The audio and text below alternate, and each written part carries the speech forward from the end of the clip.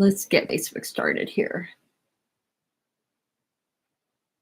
Hello, my friends. Jill Osborne from the Interstitial Cystitis Network. It is, if you can see my file here, it is Sunday, December 17th, and it is time for our last support group meeting of the year. You're not going to see me again for 3 weeks. Why? Because Christmas Eve is on Sunday and New Year's Eve is on Sunday. And so I'm going to be with family and friends on those days. So anyway, my name is Jill Osborne. I'm the president and founder of the Interstitial Cystitis Network. I'm the longest serving IC support group leader in the world at this point in time at 30 years and counting. Hello, Anne. What a great question to start the meeting, Anne. Hold that thought, and I will be right back with you. Oh, you just made me laugh. We have to laugh in the best possible ways because I know it's a serious issue for you. So I do live support group meetings usually every week on Sundays. My purpose in doing these meetings is to make you so strong, so knowledgeable, informed that no one can mess with you again. I don't want anybody telling you that there's no hope. I don't want anybody telling you that you're damaged goods. I don't want anybody to tell you that you're an embarrassment, all that sort of stuff, because you're not. You're hurt. You're hurt. You're injured. And just like a family member who'd been hit by a car, you would be at their side. Not only would you be at their side, you would probably ride in the ambulance with them. You would go to the emergency room. You would sit and hold their hand at the emergency room. You would go to, if they have to have surgery, you'd be waiting at the surgery. You would be there for any family member who was hurt. And you deserve exactly that same care because you're hurt too. We don't think of IC as an incurable bladder disease anymore. We don't. We think of IC as a neuromuscular disorder. Why? Because the great majority of us, myself included, have a normal bladder. In contrast, 80 to 85% of us have very messed up pelvic floor muscles. My pelvic floor muscles are very messed up right now because I slept more than half the night on my side without a pillow between my knees. And I totally tweaked my left piriformis muscle, and it is not happy with me right now. Oh, it is definitely not happy with me right now. So I was thinking about what I wanted to say because, normally when I do these meetings, and I know that a lot of people watch these meetings in the middle of the night when you really need a little bit of hope and you need a little bit of comfort. You might not be here right now, but I want to say to you right now, you're not alone and you're not damaged goods. And there are people here who have walked the walk you're going through. And there are people here who have your back and they're giving you a hug right now if you're having a rough day. You are not alone.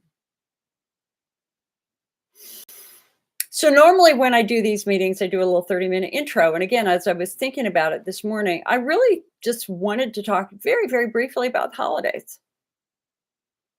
In my lifetime, we've had good holidays and bad holidays, difficult holidays. I remember one that was very, very difficult for us was when we had the mayor of San Francisco assassinated, Harvey, along with a council member, George Moscone and Harvey Milk, right before Christmas. And it felt so sad to me. I think I was in junior high. It felt very, very sad and difficult for me. In contrast, we have holidays that are incredibly joyful when your dreams come true. I want this holiday season to be perfect for you. But it's a hard holiday again for a lot of reasons. It's a hard holiday for those of us who have lost family members and friends. Kayleen says, that's a cute, ugly sweater that's not ugly. Oh, girl, it's massive. So again, for those of us who have lost family members, there are a lot of tears. And that's okay. Because a tear is love that needs to be expressed. And for others, As we gather with our families and friends, we struggle with the fate of the war, the state of our country. I had a patient call me on Friday who honestly was so depressed because of what she was reading about IC online.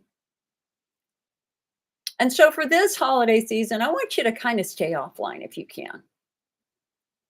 Get out and enjoy the lights. Get out and have a snowball fight with family members or friends. Let's step away from the stress that is being perpetuated by companies that are trying to make you upset to keep you engaged. How about instead we make a pledge this holiday season to go make a batch of cookies and hand them out to our family members and friends? Even if you can't eat them, make them.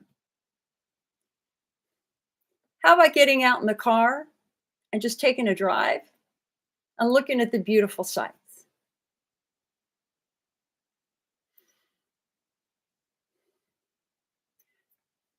You have the right to say no. If you're feeling bad and you know the best place for you is at home, you can stay home this year. I might stay home this year. We'll see. I try to not put any emotionality into expectations over the holidays. As I've said, my mother was the master of guilt. My mother was the master of guilt. Let me tell you, she played me like a fiddle and she knew it.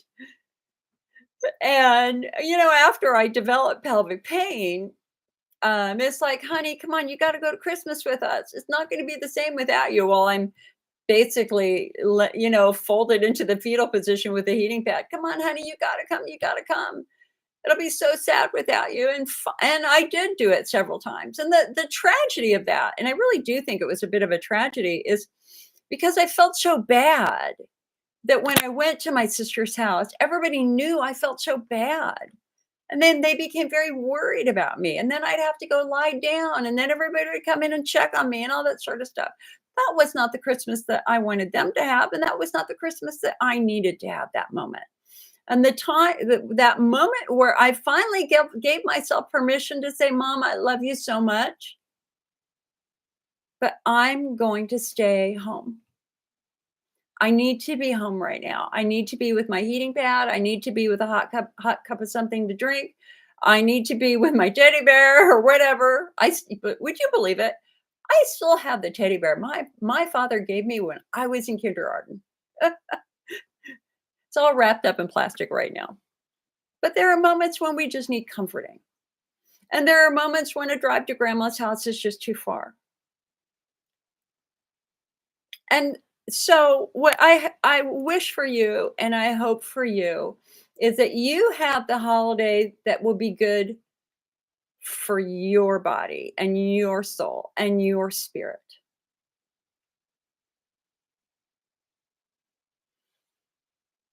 And if you need to say no, it's okay. It's okay. Because nobody wants you to suffer. But now let's talk about something else though. And that is, listen, change is a reality. The traditions that I enjoyed for many, many years, they were important traditions. I spent Wednesday baking Swedish stuff, hence the sweater, hence the Swedish Christmas decoration. I channel my grandmothers and my great grandmothers, my great great great grandmothers with old family recipes, and I make them all. And so I spent all day baking and then I sent them all away. If I kept them here, I would have eaten them, and I'm trying to lose weight. That's an important tradition for me to keep baking, to fill my home with the smell of baking Christmas bread. I also went to some craft fairs, and that was always fun. And I also went and drove around, and that was fun too. But my Christmas is going to be different this year because my sister and I are kind of adrift. because our Christmases were always focused around my mom and dad. So my intention here is to take it one day at a time and to pick a sweet, happy thing that will bring me joy and bring my family joy. So I'm going to make some more cookies and I'm going to take them up to my sister's house. I'm going to bring my gifts up there. And if I'm going to cry, that's fine. It's okay to cry. Whether you're crying from pain, crying from loss, the holidays bring it out. The holidays bring it out. But now we have a new year, 2024. And let me tell you, I am approaching this new year very differently than past years. Number one, I am sick of politics. Sick of it. I'm done. I'm over it. We've lived it for 6 years. I am turning all that stuff off next year. I am not interested in talking heads telling me how I should think. I know how I want to think. I am not going to bring my day down by paying any attention to a talking head or somebody seeking attention. It's over. It's done. I want to look at the next year as a new beginning, because it is a new beginning for all of us. I want to make sure that if I'm worried about anything, I work on that. If I have any issues with my health, I'm going to start the first of the year off right and make those appointments. And I'm going to ask myself, what can I do that will make me proud of me? Because in the end, it's a good day if you can look yourself in the mirror at the end of the day and be proud of what you've done that day. So I want to find new ways to reach IC patients. I've got some ideas. I'm already meeting with some companies. We've got a couple of very interesting things coming on down the pipeline. So I choose to look at 2024 as a new year with new opportunities, new hope. We've got 3 clinical trials running right now for new therapies with IC, including a fabulous new pain control method. If you're struggling with pain, you need to come on over to icnetwork.org and you need to click on that yellow clinical trial banner. Scroll down the page a little bit, click on that. That's testing a new foam to turn off bladder pain. Please check it out because the future is very, very bright for us. The IC research movement is hopping. We've got more and more doctors who are educated about IC. We've got more and more, hundreds, if not thousands of physical therapists now who are trained to work with the pelvic floor. Life is good. I want you to do your affirmations. I can do all things through my faith, which strengthens me. Insert whatever faith you have. No judgments on your faith. Your faith is your faith. Be bold, and mighty forces shall come to thy aid. I was bold. I reached out to a company, and by golly, the CEO of the company ended up, working with me. Be bold. You want to talk with an IC researcher? For God's sake, pick up the phone and call them. Email them.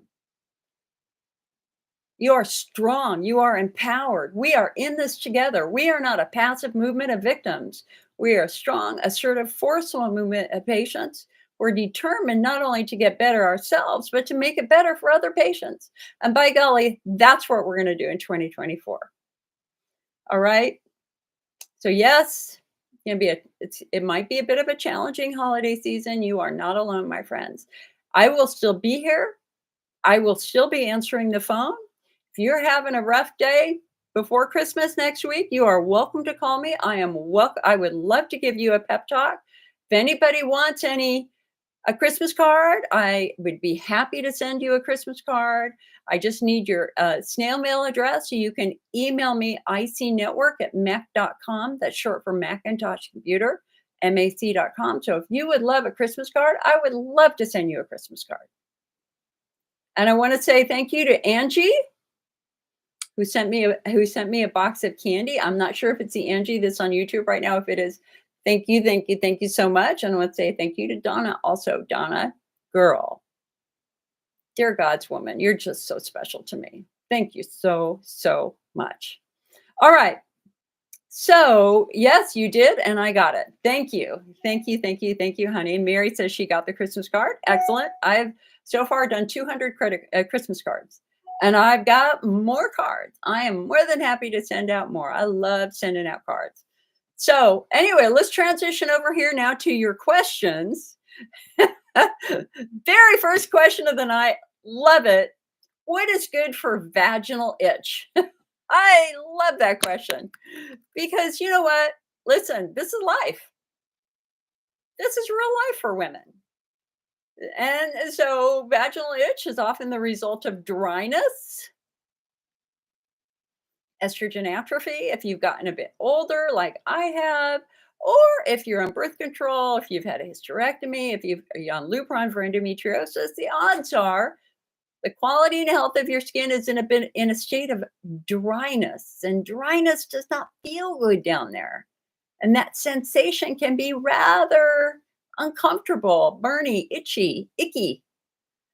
So, and concept number one is if your skin is dry, we need to do something about that. So you could use some coconut oil.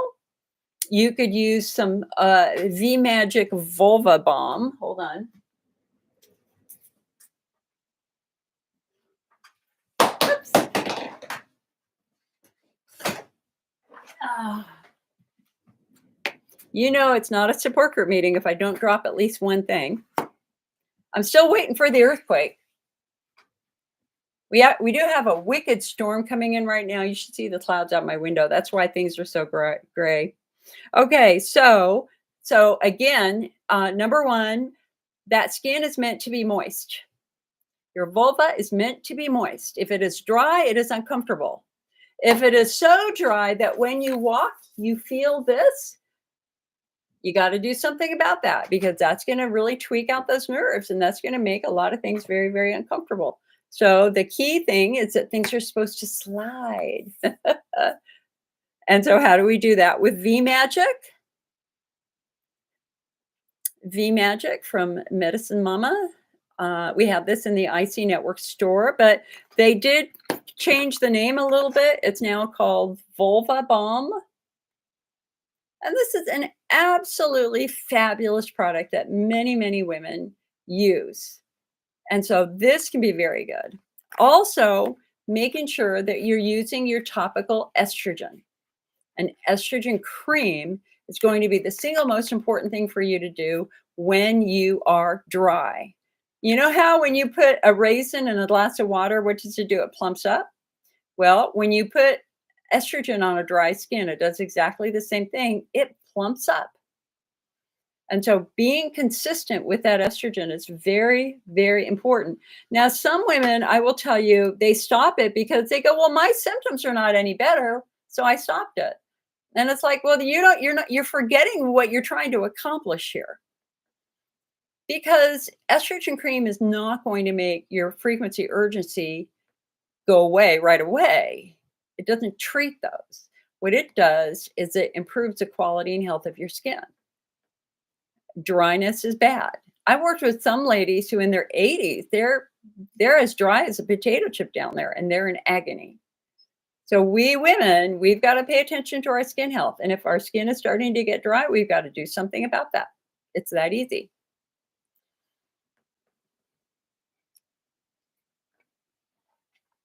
All righty. Kayleen said, that's a cute, ugly sweater. That's not ugly. It's so big. I almost took it off.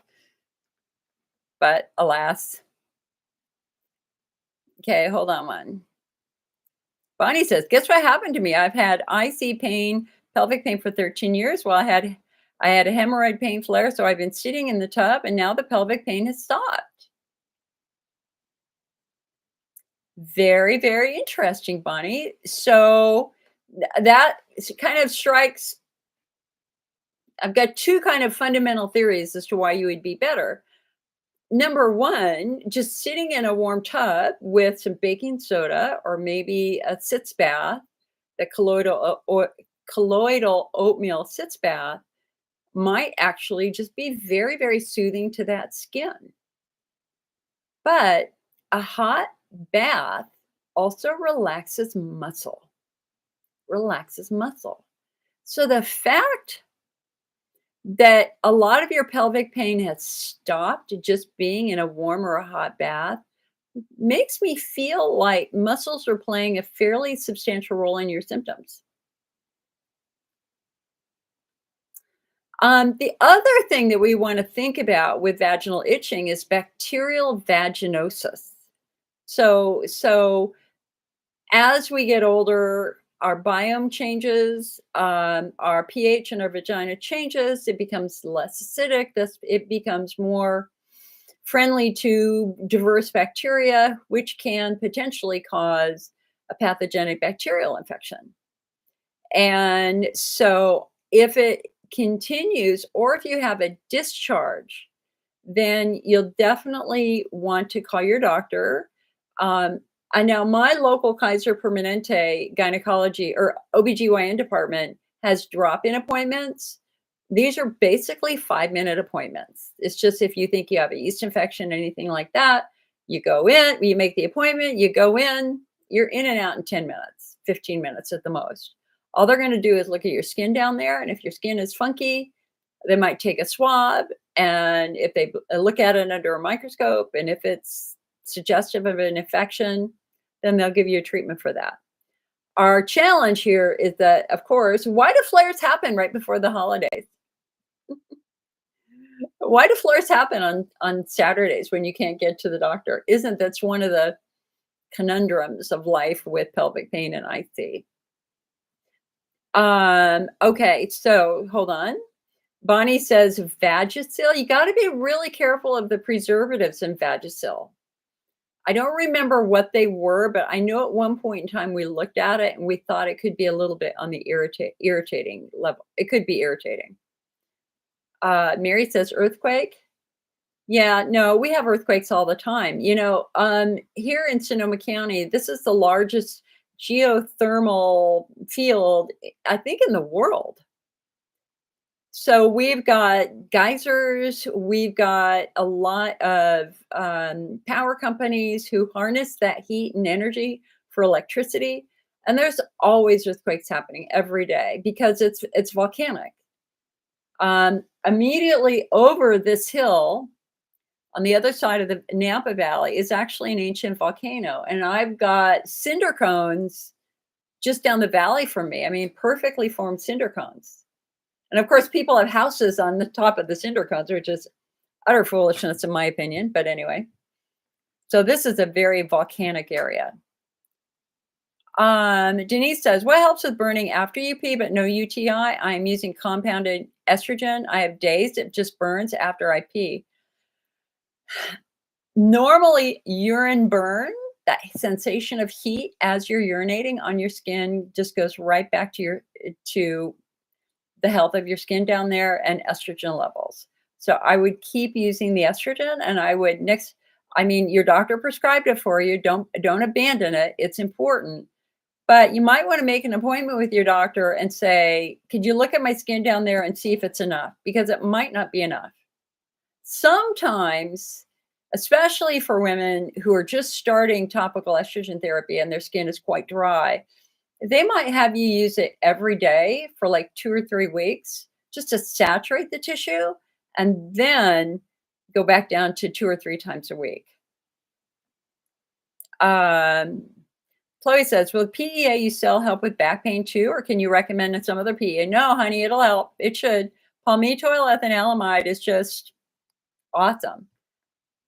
And I get muscle spasms up my back. They start by my hip bones, and then they'll kind of settle between my shoulder blades, which happens to be the length of the psoas muscle. I had it yesterday, as a matter of fact.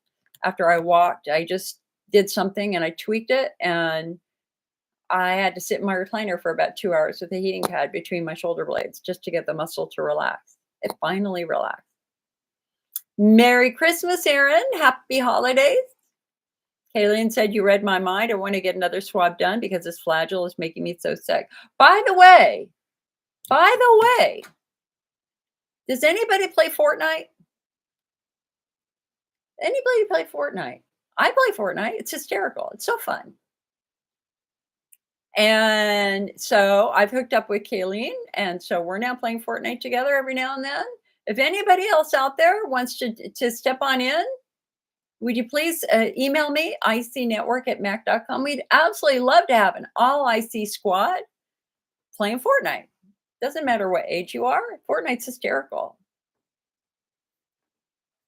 Gay says, I normally get sick on the weekend when you can't see the doctor. And there is such irony, isn't it? It's really quite ironic, Gay. That's why Dr. Curtis Nickel, when he shared his 9 subtypes of IC, he just flat out said he always had a rescue installation clinic either on Friday or Mondays to handle that weekend flare. It was very, very, very, very good. Kayleen says, you read my mind again. It's probably because we're with each other so much. Yeah, you know what? Listen, at the end of the day, you got to turn your brain off. You got to turn the stresses off. You've got to calm down, rest, relax, find a little laughter, find a little joy because you deserve that every day. And honestly, gaming does that for me. I've been a gamer girl my entire life. I mean, I was a raid leader in World of Warcraft for many, many years. And now it's Fortnite. And although World of Warcraft is fun because you can fly dragons, but it takes a lot of time, and I just don't have a lot of time to play as much right now. So I'm going to play for an hour or two, many nights, just to hang out with some kids and hang out with my friends and just laugh. All right. Hello, Margie. Hello, Angie again. Hello, Donna again. Hello, Yamo. Angie, thank you so much, honey. Thank you so much. Lama says, I do pain too much during urination and urine comes very less, 50 ml, and I have to go many, many times.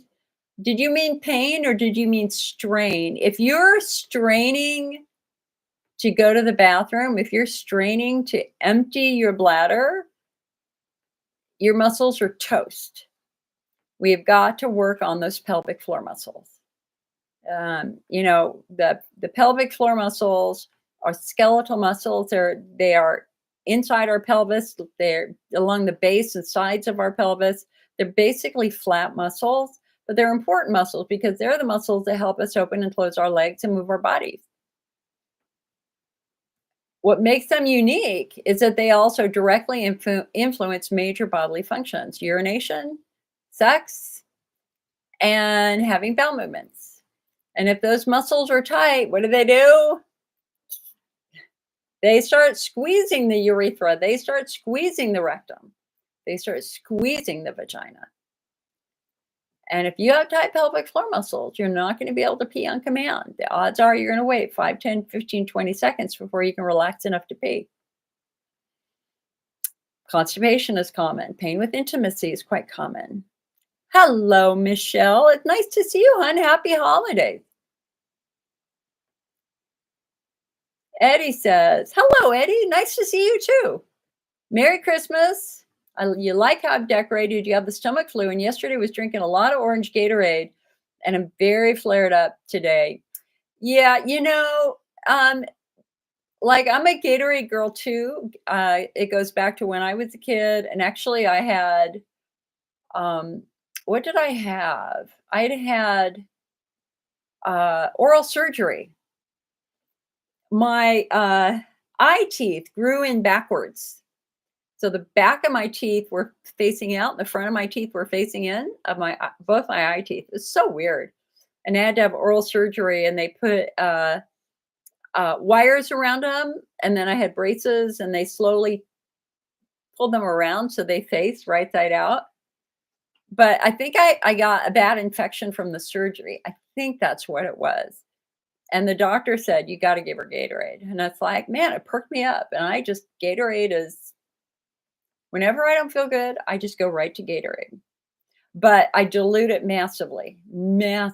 So like a quarter cup of Gatorade in a cup of water. Yeah. Michelle says, woke up, I think I have COVID. Great. First time ever. And I feel like crap. COVID is surging right now. Regardless of what anybody else is saying, you have got to understand that COVID is actually surging. And in one area, ICU admissions is up 30%. The current variant of COVID, I don't remember the number of it, is actually incredibly contagious. And we know the more times you get COVID, the greater the risk of long COVID, the greater the risk of microclots in your bloodstream and other issues like that. And so it's so incredibly important that you stay home if you're sick. Please don't go to grandma's house when you're sick. Michelle says, yeah, sure is here in Australia. Exactly. Yeah, it's surging everywhere. So I've taken to wearing masks again, and as much as I'd love to get on a plane, there's just no way you just cannot pay me to get on a plane. I'm sorry, I just won't do it. I just won't do it. The other thing that's going around here in California, this is really bad, Eddie, stomach flu, and it swept through my entire sister's family, and it was just incredible nausea. So all the grandkids were vomiting. And then finally, my sister and my brother-in-law, and they got sick at exactly the same time and terrible nausea for a couple of days. Didn't eat for a couple of days, basically. And so I stayed away.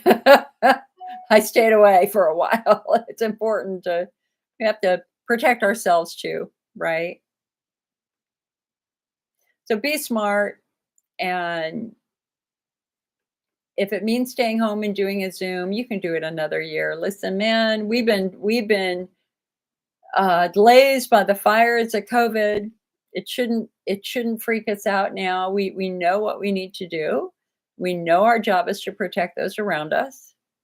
And so let's make sure we act that way. You know, it's that easy.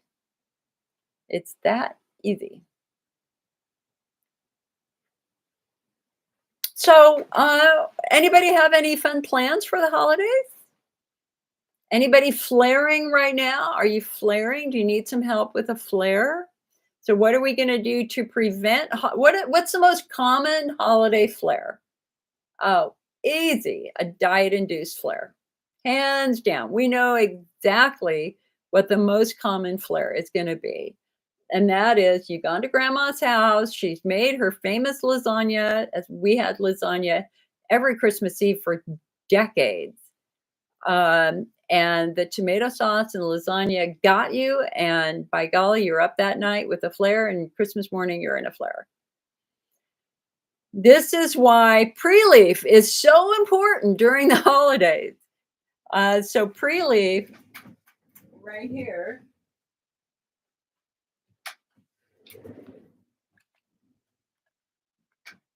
Right? So pre-leaf is the first supplement that was really ever created for the IC world. It remains the most popular supplement by far. Nothing comes close to pre-leaf.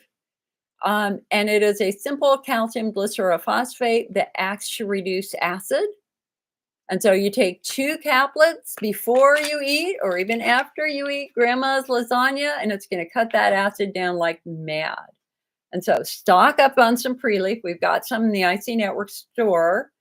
Hopefully you already have some, but at least can we get it to you by Christmas? If you order tonight or tomorrow, we might be able to get it to you by Christmas. Rachel said, I had a flare from orange juice because of low blood sugar. Yeah. Yeah, my pelvic floor muscles were just really badly tweaked last week. And I did my internal massage, but they were just pissed off at me, and they were very, very tight. And I started getting a little bit of diet sensitivity again, and that's from ischemia. So why do pelvic floor patients get a sensitive bladder? Why do pelvic floor patients struggle with foods? Because your muscles get so tight, they start cutting blood supply to the bladder. So if your bladder is supposed to get 24 units of blood a day and it's only getting 10, are you going to have a healthy bladder wall? No. And I started feeling just a little tiny bit of diet sensitivity again this week, which is why I'm like, all right, Jill, you know what to do. Go get your wand, work on your muscles. And my golly, it was my levator muscles were so tight. Oh my, you know, And I think that that's just for me walking a lot. I mean, I did a massive walk this morning before the storm came in. I think I walked 4 or 5 miles, maybe, maybe 4 miles this morning. Um, okay, what's the other absolutely most common type of flare during the holidays? Pelvic floor flare from driving or traveling. I mean, we knew from the very first epidemiological study on IC that 50% of IC patients had pain while traveling. That is why. Well, for me, if I have tight pelvic floor muscles, it's the bouncing. It's the bouncing of the car or the bus or the plane. That's a pelvic floor flare. And so I always, oh, let me tell you what I do. Where did I put them? I just had them. Hold on. I'm going to give you my travel tip. Hold on.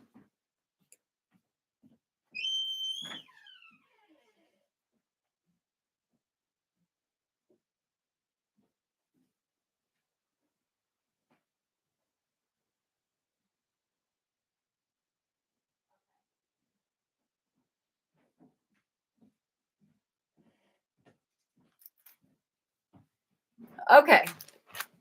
So understand that I have been a pelvic pain patient for 30 years. I mean, and pelvic floor. I am muscle driven all the way.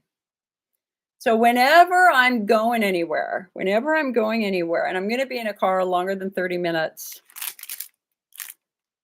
I use a body heat heating pad and I stick it on the front of my underwear. I put this on about an hour before I'm meant to leave the house. This will last 8 or 9 hours. So I'm delivering steady heat to my pelvic floor. Then I will use my muscle relaxant.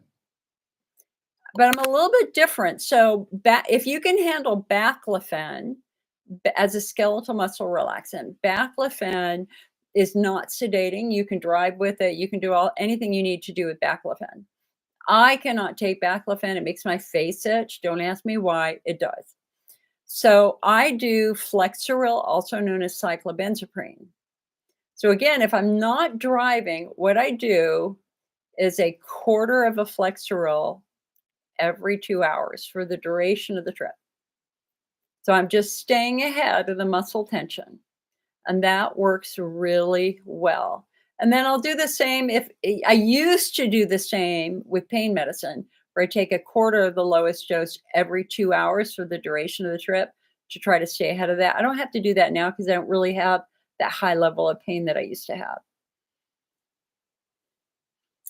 Yamo says, let's see, I have a pain in my vagina, left side vagina, and anus too. I went to check up gynecology. She said everything is normal, but I had pain too much and I have to cry.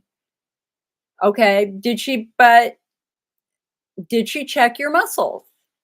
And the question is, what's on the left side that could hurt so much?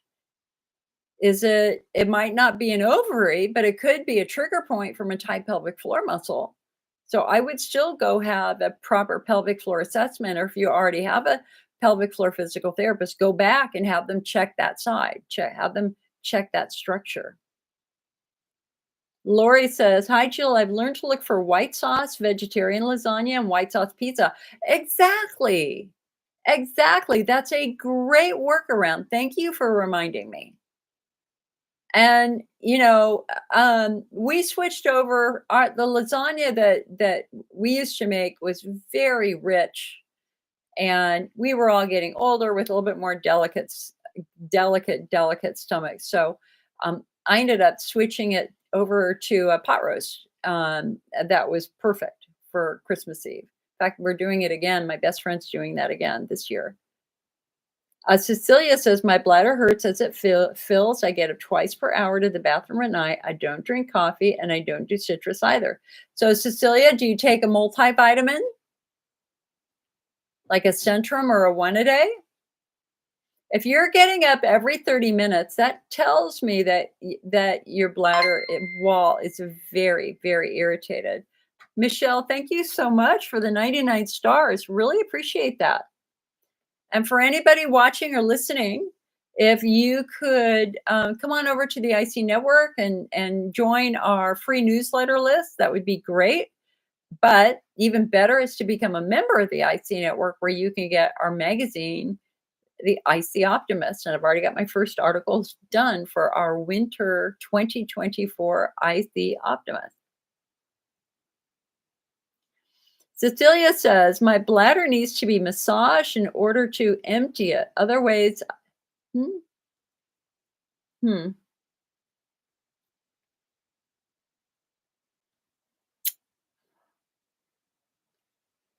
Cecilia, describe what you do. I'd love to hear how you massage it.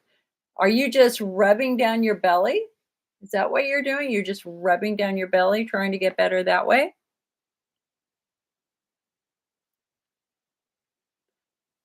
And remember, massage relaxes muscles. And so that's a great way to get a tight muscle to relax and release and allow you to pee. So that doesn't really surprise me that you're doing that. Also, I can still remember I had a patient call who went to, now this was years ago before all the pelvic floor training, and she went to a physical therapist in Florida. It was a guy, and the guy, he got really aggressive and was jamming his fingers right inside her hip bone and just saying, I'm moving your bladder around or something like that. And that's just not really done. And she was in terrible pain after that. So we don't see a lot of aggressive abdominal work when it comes to working with the pelvic floor muscles. There might be some minor work over time, but not like digging in really hard. I'm going to move that sucker around. This guy was very, very macho and ended up hurting her quite a bit. She says, Cecilia says, I have gastritis. It happens only at night. Well, does this have something to do? Well, a couple of things come to mind. Number one, yes, we actually did a research study with IC patients, a survey asking for the incidence of stomach issues like gastritis. And I think, if I remember correctly, that more than 90% of the patients who did our survey reported that they had a history of gastritis and stomach stuff. GERD, gastroparesis, all that sort of stuff. Do we understand that connection? Is there a connection? No clue. It might just be from the stress of being in pain. It's hard to say. We just don't understand that connection. I've had several bouts of gastritis in my life, usually in the summertime when I was just eating. All I was eating was fruits and vegetables, and that just turned out to be a little bit too rough for my stomach. Um, but we don't necessarily understand or perceive a connection, except for in patients who take Elmeron or take some supplements. So, for example, Elmeron is quite known for causing stomach and GI distress. And more recently, inflammatory bowel disease. Some patients have actually had to have their bowels completely removed because of Elmeron changing the shape and cells inside their bowel. Also, supplements that contain aloe or supplements that contain chondroitin can also irritate the stomach. And so look at look at what you're putting in your body. They're both aloe and chondroitin supplements are known to be irritating. That's one of the reasons why we say when you're going to start a supplement, never take the full dose the first day. That's way too much. Like, you take one capsule of whatever it is, wait 24 hours, don't take it on an empty stomach, always take it with food, and do that one capsule a day for several days, and then slowly work your way up. You can go to 2 for several days, 3 for several days, maybe reach 4, maybe not. It's about finding the dose that works for you. And so quite a few patients never get to the full dose. They will just do 1 or 2. I'm one of those people. I'm absolutely one of those people. Angie says, I hadn't been able to get heparin or lidocaine marcaine for instills for a year due to back orders. I finally got refills last week. Yay, never been so happy to get meds. Awesome.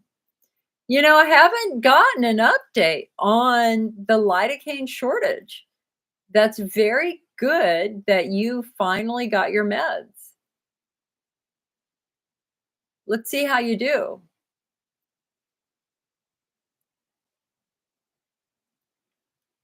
So you guys, we are simulcasting right now. When I'm looking here, I'm looking at Facebook. When I'm looking here, I'm looking at YouTube. So Cecilia, getting back to you, do you take any multivitamins, like a Centrum or a one a day, or a vitamin C or a B complex? That could be playing a role. Yama says at night, I'm going to pee after every hour. Sometime I'm sleeping very deep and then I feel an urgent need to pee. Then I have pain in the left side of my vagina and it's very, very difficult to pee. So again, Yamo, you need to have a pelvic floor assessment. That's the single most important thing for you to do right now. That should have been done at that first appointment. That's what our guidelines say. And let's have a physical therapist check those muscles on that left side to see if they can try to understand what could be causing that nighttime pain. Could it be a fibroid tumor on your left-hand side? Could it be endometriosis on your left-hand side? Could it be a big giant trigger point in your muscle on your left side? It's hard to say. But anytime a patient has pain on the left or the right side as compared to center, we're always looking beyond the bladder. We're always going to look at muscles and any other structures. And that's what I always say to patients is, when you go to a doctor for the first time, don't walk in and say you have IC. That's pointless. And then you fall down the rabbit hole of IC and their belief structure. You have to walk in and describe your symptoms. So, doc, I'm getting up 2 times an hour all night long. I'm completely sleep deprived. But what's so weird is even though my bladder feels full, when I go to urinate, I can't urinate. It takes a long time to urinate. And I'm having this funky pain on my left side, like the left side of my vagina. Can you help me figure out what that could be? That's the way you handle that discussion. That's absolutely the way. Rachel says, can fiber supplements affect flares? Yes, they can, for better or for worse. So for those of us who have IC, IBS, vulvodynia, TMJ, which we now know relates to an injury to the central nervous system, we struggle with very, very sensitive nerves. And so insoluble fibers like bran, like granola, or like what's that stuff you put in water? And it starts with an M that you put in water and you stir it up and it's slimy. Starts with an M. What is it? Anyway, that's an insoluble fiber. Insoluble fibers, Metamucil. Insoluble fibers are actually kind of rough on the gut and they can trigger more pain and discomfort. We do better with soluble fibers. Thank you, Chloe. Yeah. A soluble fiber is a fiber that dissolves in water. And so an example of a soluble fiber is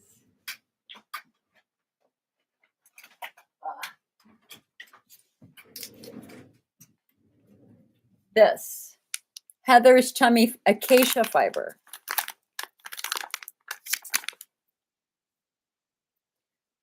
So Heather Van Voris is the author of the book First Year IBS. And she got started at the same time that I started the IC Network and at the same time that Kathy Kelly started History Sisters. So we were 3 innovators on the web many, many, many years ago. And we all went in slightly different directions. So Kathy over at History Sisters went all in on technology. I went all in on IC research. Heather went all in on trying to create a product that would help. And she created Heather's tummy fiber. and her brand of products are fabulous. So this is Heather's Tummy Fiber. And we have this in the IC Network shop. This is my go-to. This is absolutely my go-to. When I'm starting to feel a little bit messed up, I will do I'll do a heaping teaspoon of this in a shot glass of warm water, and I'll just down it before I go to bed.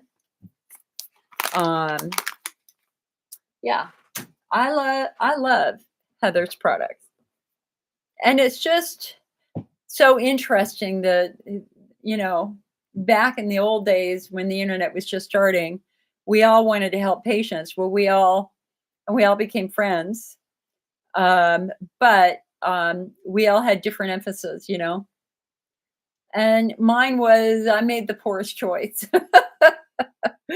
I made the poorest choice.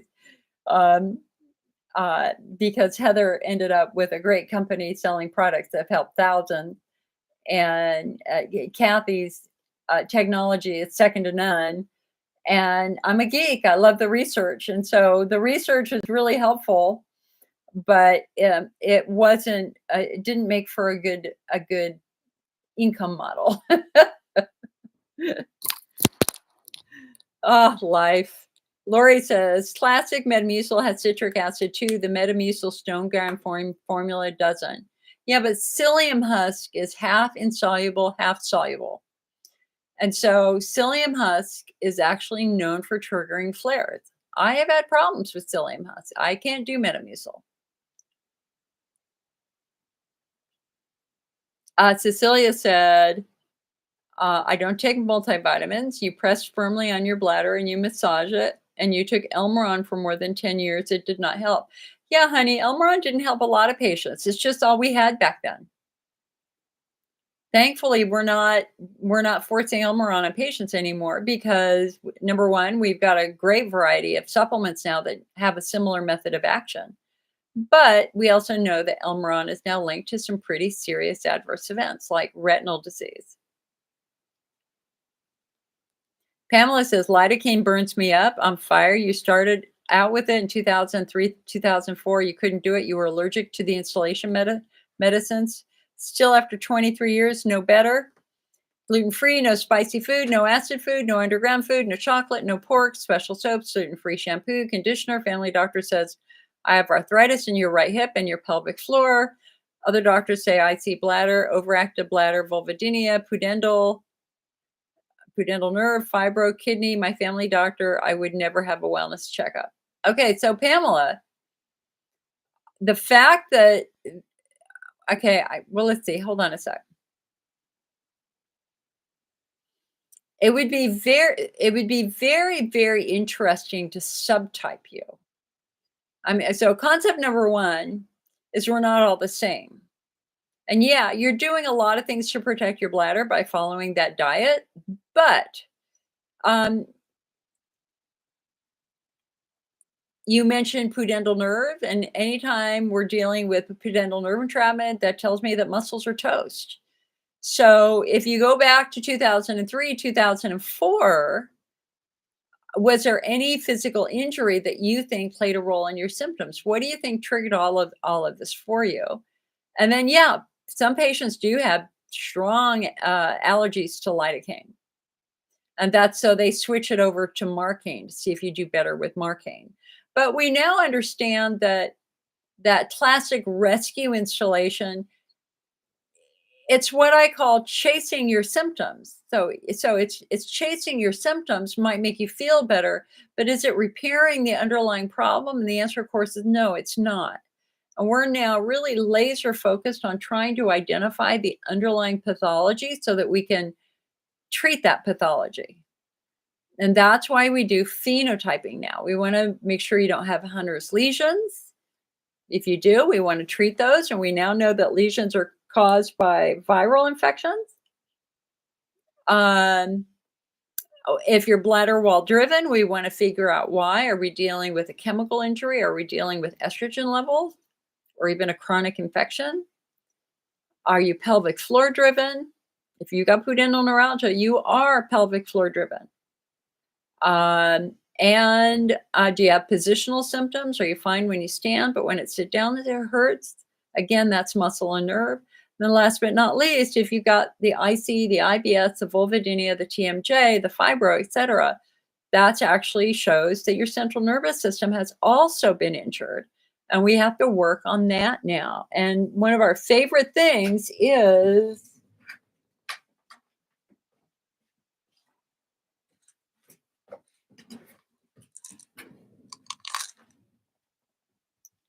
PEA, palmitoylethylalamide, also known as Peora, it's the brand name, is really quite remarkable at calming nerves down. And we've got the research, dozens and dozens of research studies to back that up. You can even use it on your skin if you struggle with very, very sensitive skin.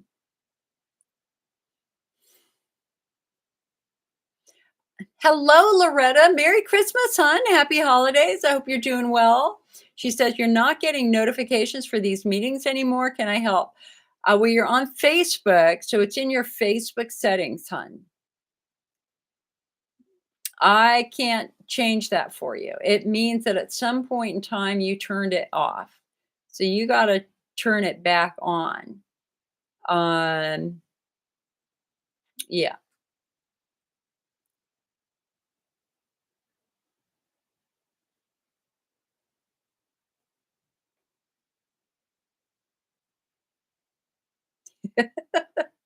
All right, guys, you got to give me questions. So this is our last meeting of the year. Although I might do a drop-in meeting, maybe, I might do one. We'll see. In the middle of the week sometime, maybe between Christmas and New Year's. That's why if you're on YouTube, make sure that you subscribe and click the notification button so you get a message when I go live. But I'm not making any guarantees because honestly, I need the break, and my TMJ needs a break from me talking too. Michelle says, hello, I had the worst week. Michelle, what was going on, honey? What was going on this week? Tell us. Angie says, I admit installations are a Band-Aid for breakthrough pain for my bladder, but my muscles are toast. They cause most of my bladder pain. Exactly. Me too, honey. You're working on the physical therapy constantly as well. Definitely. Kayla says, oh, wow, I need to buy the PEA. I literally just came on here to ask what supplement calm nerves down. This is it. It's the it's palmitoylethylalamide. In 2019, we had a fantastic IC research study with this. And the no known drugs interactions, no side effects in the IC study, no side effects in the vast majority of PEA studies out there. Incredibly well tolerated. I've been going through the research yet again because I'm working on a new project with a new company. And so PEA is, in my opinion, the absolute future of supplementation. Michelle says she has pure urgency all the time. All right, Michelle, what do you think happened a week ago that triggered all of this? Your intuition is usually spot on. What do you think triggered this? Tabitha says, does a TENS unit help with pudendal neuralgia?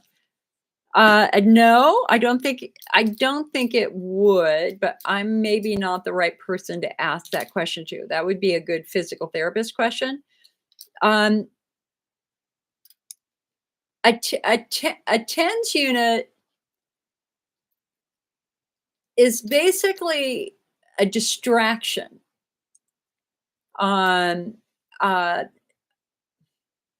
Gosh, there's so many different ways I can answer that question. I'm trying to come up with the right way. So you have to understand how the spinal cord and the brain process pain. It's something called the spinal gate. So we've got tons and tons, tens of thousands of pain receptors in our body, far more than pleasure receptors. Our nervous system is wired to use pain as a message that there's a problem. So we've got tens of thousands of pain receptors and nerves that can control pain in our body. And obviously, all the pain at any given time, if they all go up at the brain at exactly the same time, it's going to overwhelm the brain. And so like right now here, as I'm sitting here, let's see, I have a little bit of pain in the back of my throat, but that's just from talking. I've got a vibration in my left butt cheek from a pudendal neuralgia, and my left psoas muscle hurts. So that's the pain I have right now. Okay. So, um, the way pain processing happens is those pain messages are sent to the spinal cord from local nerves. And then the pain message travels up the spinal cord to the brain, where it goes through 3 levels. The first level is what we call the spinal gate. It will only let the most important pain message through. So in other words, it rules out all the unessential stuff. Like, is your skin a little itchy from your sweater? Do your feet hurt a little bit? Only the most important and the most critical pain message will pass through the spinal gate. So let's just say that you broke your ankle. Obviously, that pain is going to be wicked bad. But 2 weeks later, the pain's better, but then you step on its pain's a little bit it's a little bit better, but it's still there. 2 weeks later, you fall and you hurt your knee. What are you going to feel? You're only going to feel the knee at that moment. That's a perfect example of the spinal gate theory working. So concept number 1 is that a TENS unit is kind of a distraction. It gets the brain to pay less attention to the bladder pain, a little bit more attention to whatever you're doing with the TENS unit. Of course, you never turn a TENS unit on. TENS units act by stimulating nerves directly with a little electrical pulse. And if you turn it on too hard, you're going to damage those nerves. So you have to walk a delicate balance here. A TENS unit should never hurt. Never, ever, ever hurt. If it hurts, you're doing it wrong and you're damaging your nerves even more. And then third, a TENS unit can also help break a muscle out of tension. So, I mean, I'm not against using a TENS unit. Give it a shot. Just make sure that you know where to put you know what the setting should be, and you know where to put the leads. And normally a physical therapist would guide you and helping you learn how to use it and where to put those pads. Michelle says, I have not been officially diagnosed yet, just doing pelvic floor and supposed to use suppositories. What do you think of the suppositories for urgency? What's in the suppository, hon? Is it a vaginal Valium suppository? Nothing different when I flare. It's when I get out of the shower. I was doing great for months. I always mimic a UTI. Thank you for doing this. So a vaginal Valium suppository is actually a muscle relaxant. So I'm all for it. If a vaginal Valium suppository helps you feel good, power to you, girl. Just always follow your doctor's instructions. More is not better. Angie says, laugh out loud. I have a sore throat from acid reflux, a headache from TMJ, muscle tightness, and pain in my shoulders from stress, and my left psoas hurts. Girl, we're like twins. We're like twins. Chloe says, try a Microgen DX test. Yeah.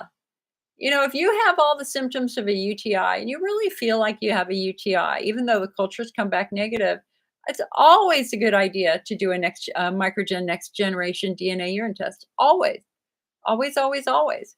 Because that's going to find infection that cultures miss. And it's also going to look for fungus. And it is absolutely pouring outside right now. Wow. They told us we're going to have flooding. We will have flooding probably overnight and tomorrow. And the rain has just hit. Kayla says, what are your thoughts on nerve blocks for pudendal neuralgia? My urologist did one 2 weeks ago, and sadly, the block only lasted 4 days. I called my doctor, and he said that was normal and could happen, and he wants to keep repeating nerve blocks. I think the fact that he was able to successfully Numb that nerve with a nerve block is a great sign. That is kind of diagnostic proof that that nerve is the source of your pain. And so anything that we can do to calm that nerve down with a nerve block is great. But you also have to figure out why the nerve is compromised. And the nerve is probably compromised by very, very tight pelvic floor muscles. And so that physical therapy is a very, very important part of your care. Because doing a nerve block is diagnostic, but again, it's chasing a symptom. It's not necessarily going to fix it. We have to figure out why that nerve is compromised and address whatever's compromising it. Yama says, I'm using Hughes when I am going in the car, but it's very difficult to pee in the car, driving and the pain too much. I'm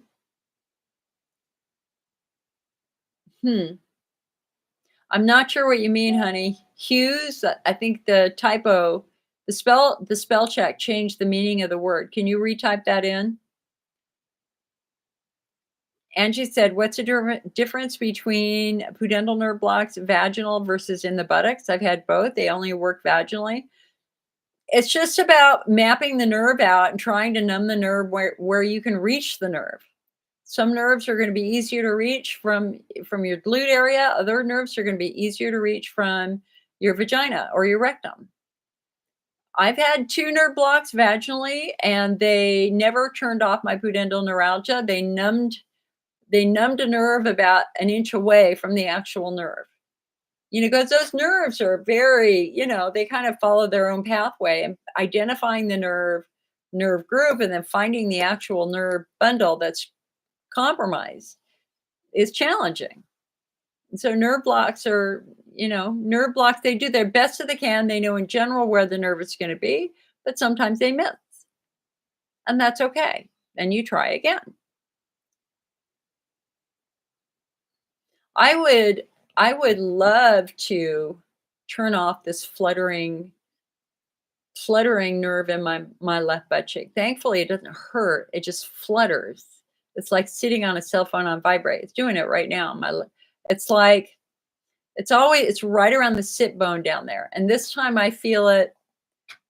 Where is it?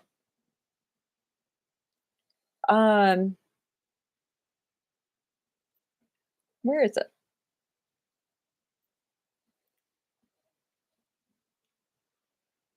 Oh yeah. It's right by the sit bone.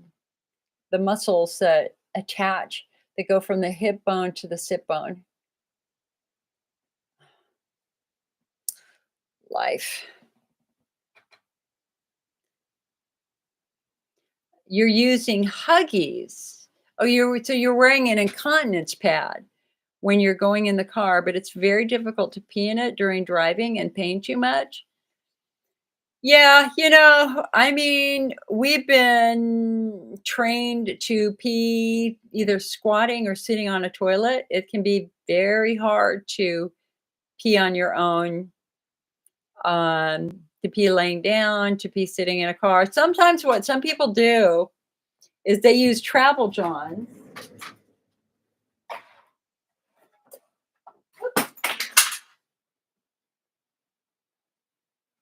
Where are my travel johns?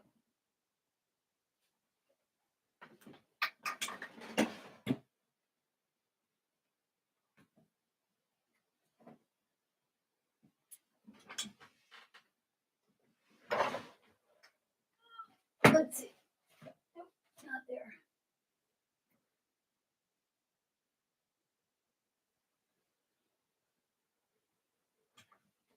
Oh, sorry. You're right here.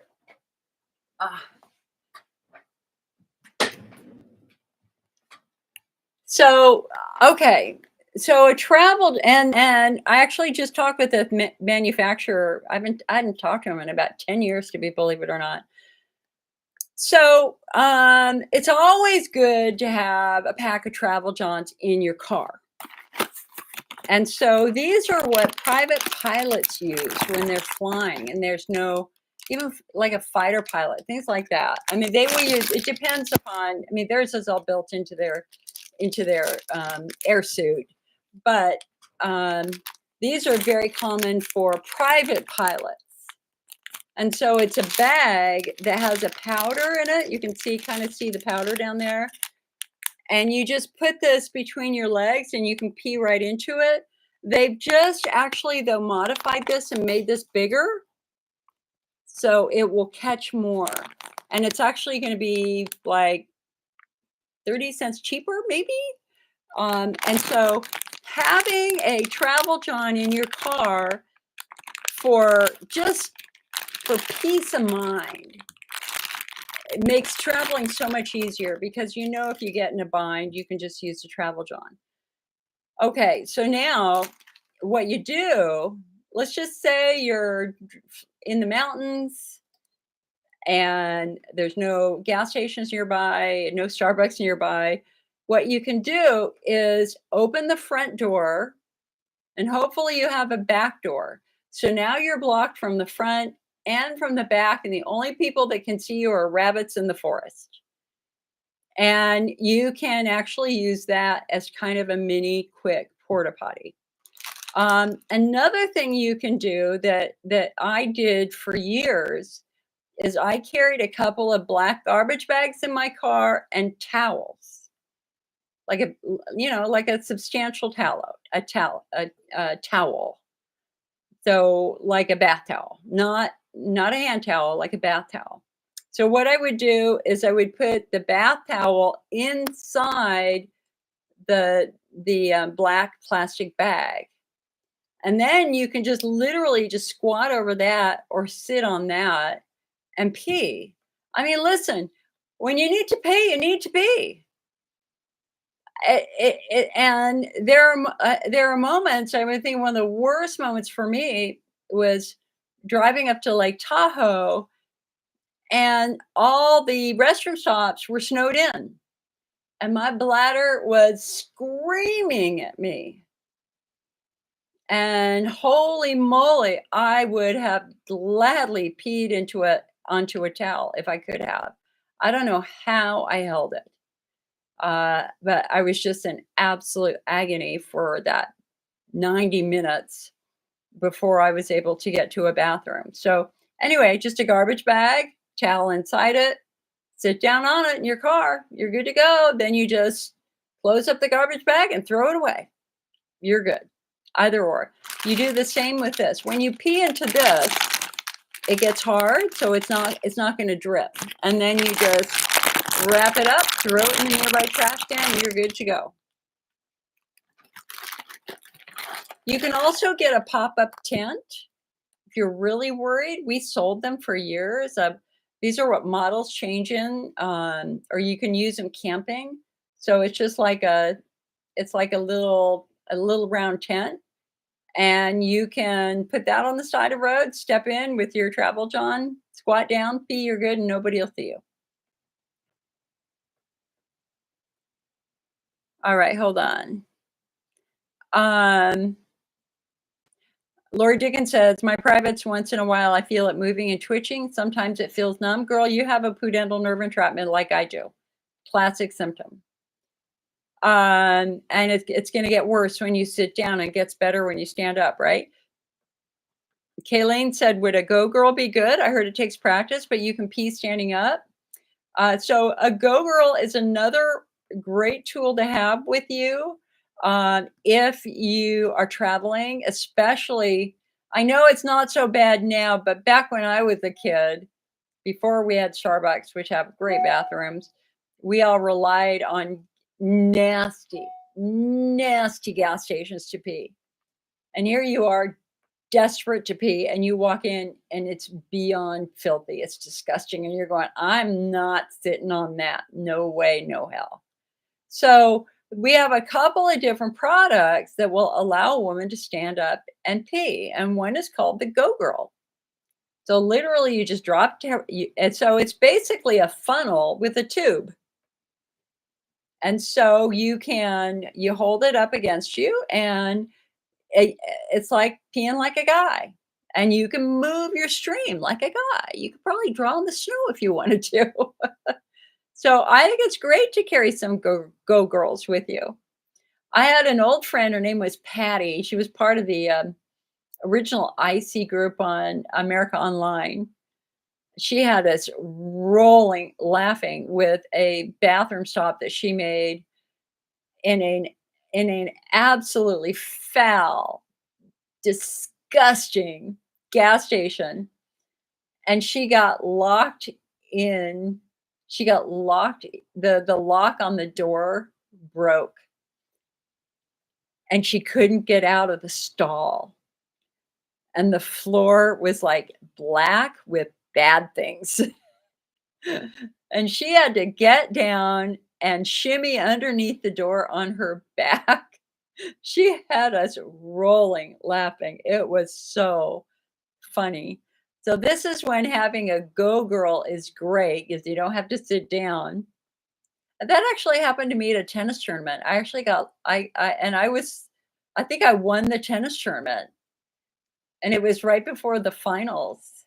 Yeah, I did win it. And I got stuck in the bathroom right next to the tennis court. Banging on the door, "Let me out, I wanna play." May says, "Travel Jane or Travel John." They're made by the same company. They're basically the same. I get one of each and see which ones you like. Eddie says, "I grew up back in the '80s and the arcades were great back then. Were you an arcade gamer?" A little bit. Not a lot, but a little bit. Well, we just didn't have arcade games close to us. We had miniature golf, and the miniature golf course had an arcade center. Um, we were more board games, card games and board games when I was growing up. We didn't obviously we didn't have computers then because hello, I'm that old. Um, yeah, yeah. Okay, hold on. Peggy says, "Waiting for my microgen test to come back. I should have it by Tuesday. I know this sounds crazy, but I hope it comes back positive." Yeah, a lot of people do. There'll be great information. It's good, Peggy, that you had that done. Now we get to see what's going on.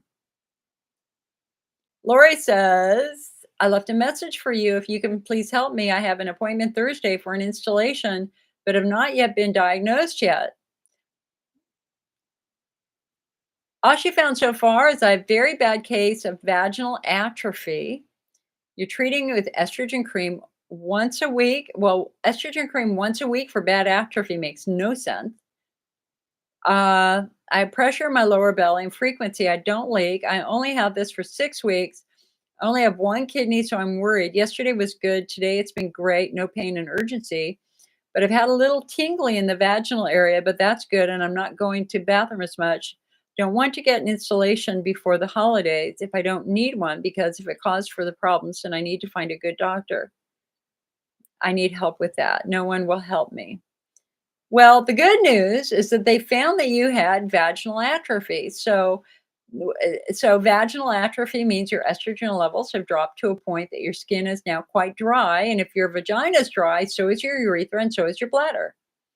So, Lori, the odds are you're a very simple genitourinary syndrome of menopause patient. That's what we call it, the genitourinary syndrome of menopause, GSM. And so you're doing good right now. You're doing good. A lot of women are surprised that estrogen levels affect the bladder. They absolutely do. And as your estrogen levels drop, your bladder wall changes and it becomes more fragile. It becomes more vulnerable. It becomes more sensitive.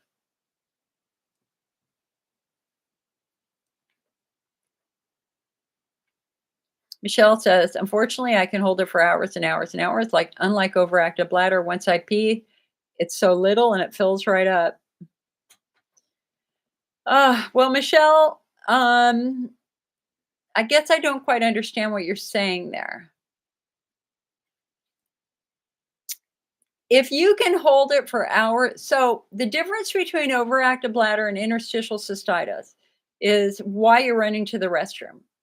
If you're running to the restroom to reduce pain, that's IC. If you're running to the restroom to prevent yourself from leaking, that's overactive bladder. So overactive bladder patients usually don't feel pain. It's the IC patient, the bladder-centric pelvic pain syndrome, is the correct name for it. It's bladder-centric pelvic pain syndrome. Um, so that's one thing we have to figure out is why are you running to the restroom? And then number two, I guess I don't understand what you're saying where once I pee, it's so little and it fills right up. So are you saying that you're unable to empty your bladder?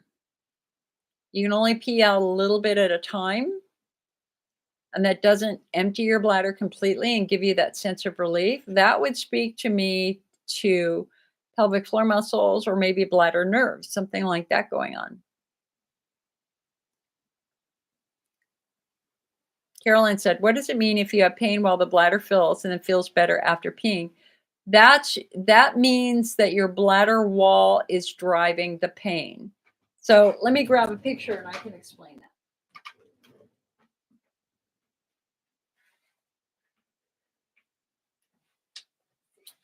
Here. Yep.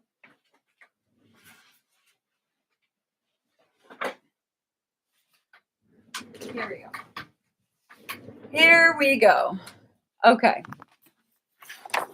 So this will help you understand why your bladder's being funky. Okay. So pain as your bladder fills with urine that is relieved by urination points us to your bladder wall and that there is some sort of defect or injury to your bladder wall. So imagine that these are all wounds, okay? And so as your bladder gets fuller and fuller and fuller and fuller, urine is now getting into these wounds. So the fuller you get, the more irritated your bladder becomes because urine is going into the wounds. And then once you pee, nothing is going into the wounds. That's why you feel better. Now, of course, this picture is from a hydrodistension. And these wounds are caused by the test itself most of the time. But it is a good educational tool as to the fuller you get, urine is going into a part of your bladder wall that's uncomfortable. And then once you pee, you feel better because urine is no longer in that wound. That makes sense?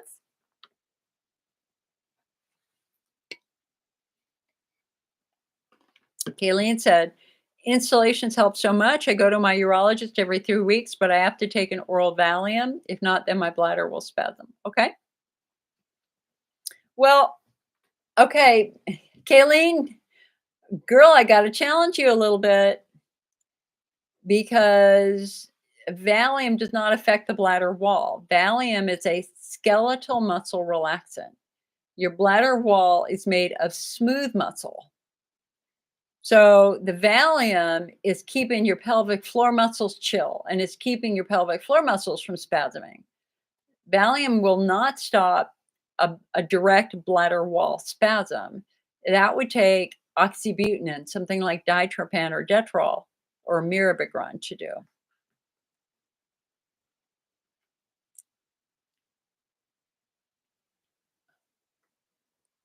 Okay, hold on. Angie said, be sure to find out what meds Stemoso made me worse. Parsons cocktail worked for me. Absolutely. What's the number one rule? The number one rule is never ever let anybody put anything in your bladder without telling you what it is and what it's supposed to do. If they just say, oh, honey, it's a bladder treatment, just let me do it. No, that's not good enough. You need to know what the medicine is and what that's supposed to do. The old bladder installations are what we call bladder strippers. So the theory behind them was that there was a defect in the bladder wall. That's if you strip the bladder wall off completely, a new and healthy bladder wall could grow. Well, obviously that sounds terrible because it is terrible. We don't do that anymore. Silver nitrate and chlorpactin are not even mentioned in the IC guidelines and haven't been for over a decade as appropriate bladder installations for IC or for any bladder wall issue like that. Unfortunately, though, there are still some urologists in the country who are still doing these old bladder strippers. There's no reason to strip off the bladder wall. And now that we know the role that estrogen plays, estrogen atrophy, imagine stripping off the last little bits of the mucosal barrier, out of pure hubris. Imagine how much worse that patient is going to be. I mean, our typical bladder wall installation is actually going to be heparin to coat the bladder with lidocaine or marcaine to numb the nerves. DMSO is also an old bladder installation, still done, still FDA approved, but it's definitely fallen out of favor when compared to a rescue. DMSO, I mean, I had 6 or 8 DMSO treatments back 30 years ago. They did nothing for me.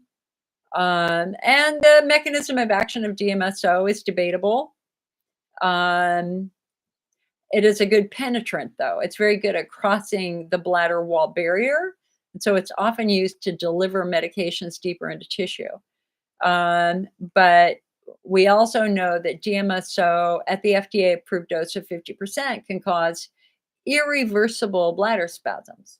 So if DMSO is used, it is supposed to be used in a cocktail form to bring that dosage down to about 20 to 25%, where it does not cause irreversible bladder spasm. And that was from research presented at the American Urology Association conference by C. Suba Packer as a primary investigator back 15, 20 years ago. But they have not gone back and changed the FDA treatment guidelines, and they should, but they haven't for DMSO. I mean, it should be. Listen, everybody thought DMSO was going to be a wonder drug. It was invented in the 1950s as a way to help transport kidneys for transplant. And back in the 50s, late 50s, they thought it was a wonder drug. They thought it would treat a lot of diseases.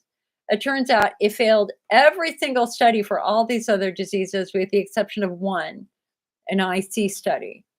And that's what led to its approval for IC as a bladder installation. I actually interviewed the guy who did that research. What was his name? He was up in Oregon. It wasn't Alfred Globus. He did chlorpactin. Oh, I forget the name of the guy who invented it. He's long dead now. But anyway, they all thought it was a miracle drug. They were injecting DMSO into the bloodstream. They were putting it everywhere. And now we know that no. It just does not perform well in clinical trials, and it doesn't leave that patient feeling better. A heparin lidocaine installation is the most popular bladder therapy because patients generally feel better afterwards, unless you happen to have an allergy to one of the ingredients, and you might feel worse. And usually that's lidocaine. Okay. Yamo says, I can't pee freely. I have to always press. Is that normal for an IC patient? Absolutely not. That is not normal. That tells me your pelvic floor muscles are toast. You need to be properly evaluated by a pelvic floor physical therapist. Diane says, my urologist says I have IC and overactive bladder and is treating me for both. I don't think I have OIB. I go pee often, and I often don't put off going because the pain intensifies if I do. Diane, we really, again, now we think of IC as a neuromuscular disorder as compared to a bladder disease.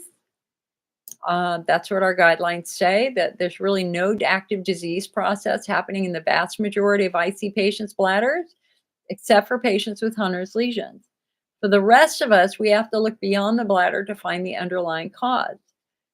And so, again, I would want to know what's going on with your pelvic floor, and are they, if you go back in time to when your symptoms started, is there any event that you associate with the onset of your symptoms, like having a baby or a fall? That's often one of the best clues we can use to try to find the underlying injury that's causing all of this pain for you.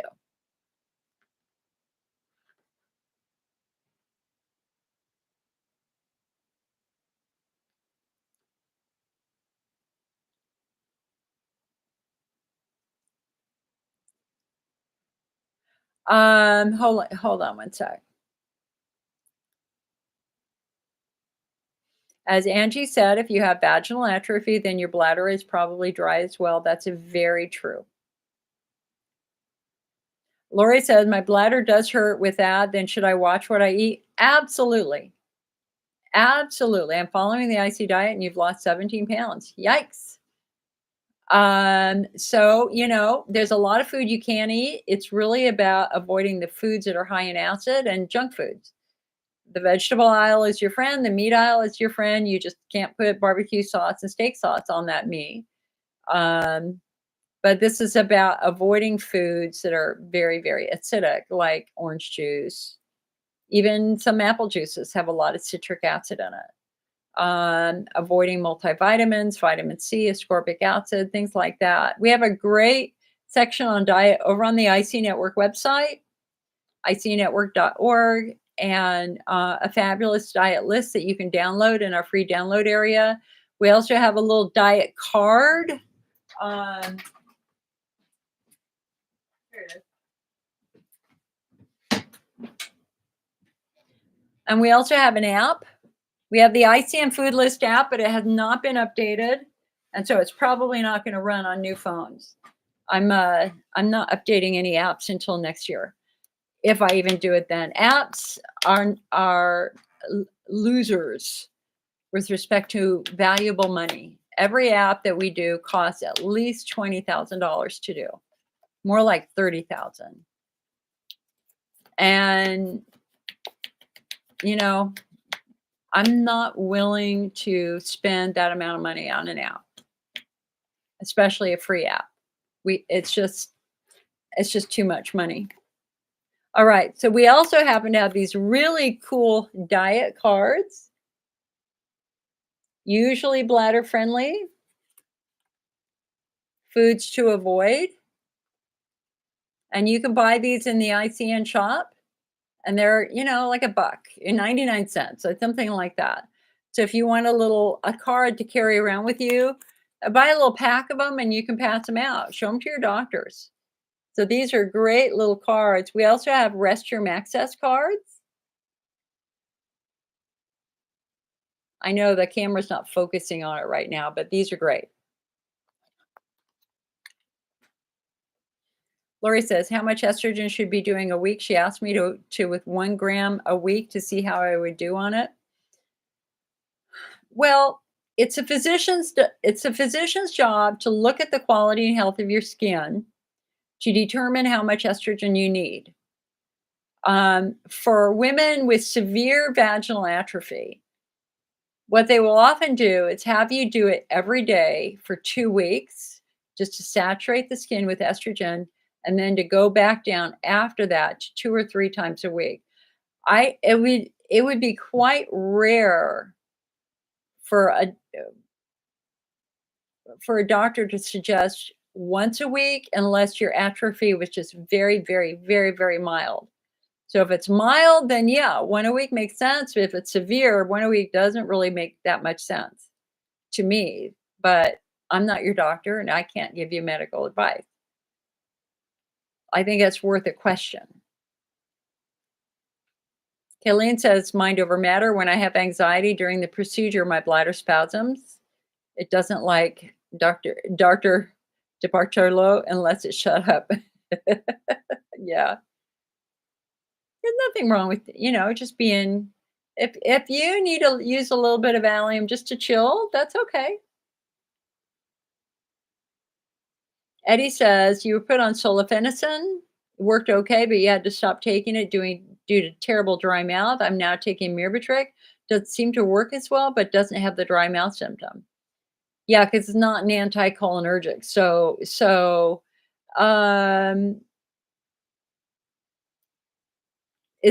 question is the Myrbetriq helping? Lori said, they told me you have to hold the installation for 3 hours. I can't do that and go home. No, honey, no. At that, if you look at the guidelines, it's 15 to 20 minutes pretty much for every installation out there. At the most 30 minutes. You know what? Let me see if I can find that reference for you. Hold on a sec. but we're kind of long past the days of holding bladder installations for 3 hours. Let me see if I can get the actual quote on that for you.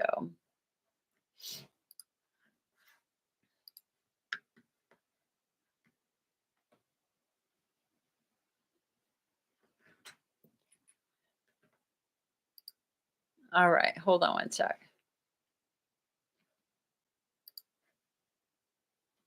Okay, so let me go to, let me see if I can find this for you real quick.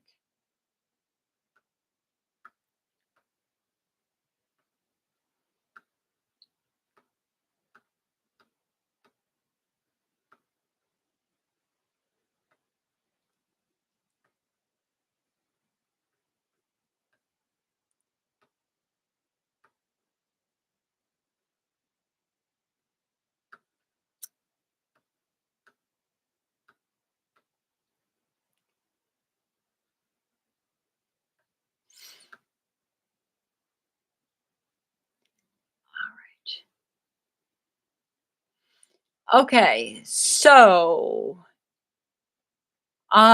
for a DMSO installation, the guideline says the panel suggests limiting installation dwell time to 15 to 20 minutes.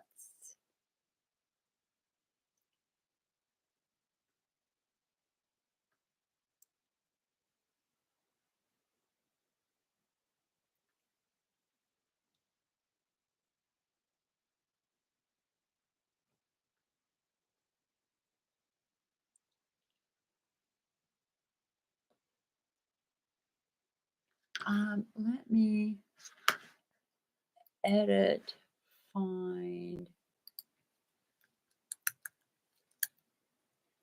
Let me see. Okay, where's the next one? Yeah, 15 to 20 minutes according to the guidelines.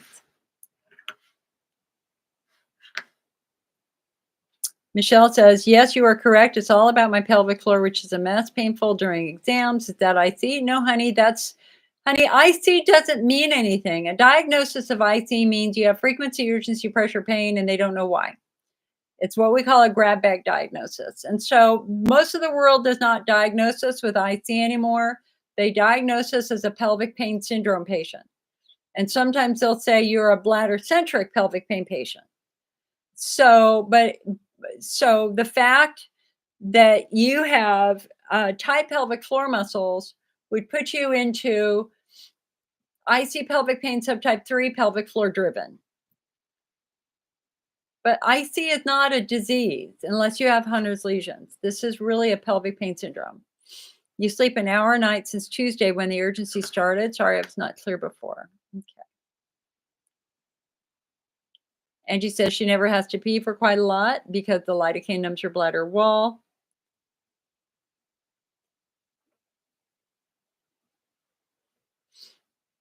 Diane says, my IC got much worse a couple of years after menopause due to estrogen atrophy. I've been on estrogen cream for a year and I'm much better than I was, but still have to be careful with food and drink. Yeah, because we're never going to have a 20-year-old bladder again. Even with topical estrogen, our bladders, as you get older, just can't defend itself as well. You don't have as much of that barrier, as much of that protective coating in there, even if you are using topical estrogen. And that's very hard for some women and men to accept because they love their coffee every day.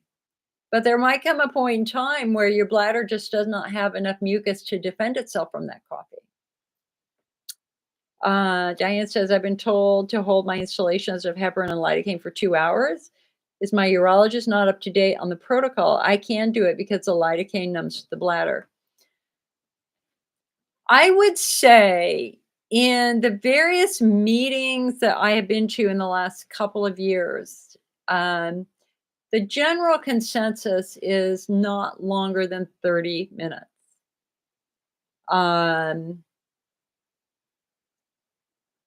But again, I would just say a couple of things. I would I would, in fact, hold on. Let me just go to this section. I was just there.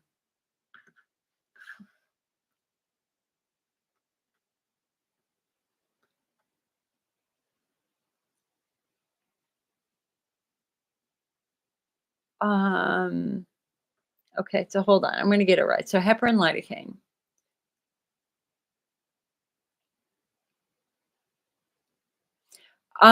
Okay, one study did a, okay, hold on.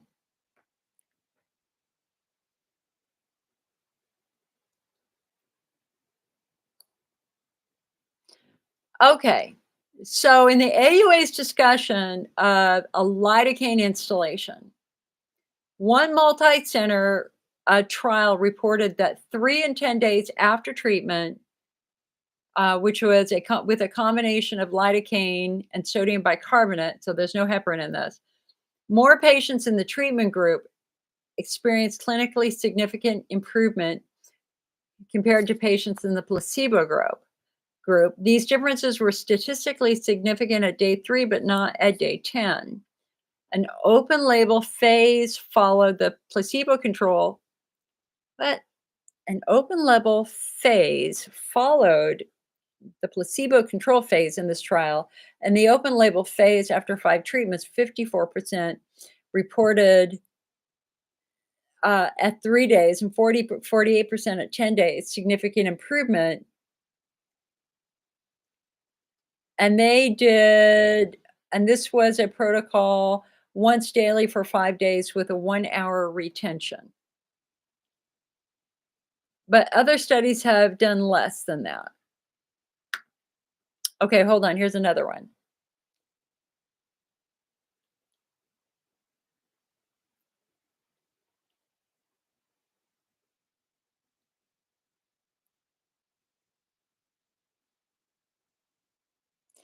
They don't talk about the dwell time.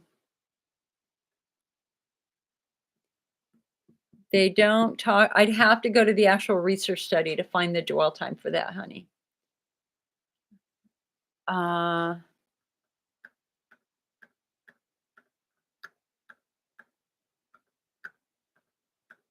Let's see if I can find it real quick. Reference 1. All right, here it is. A 2008 study. Hold on. Let's see if we can find it and actually get the correct answer for your question.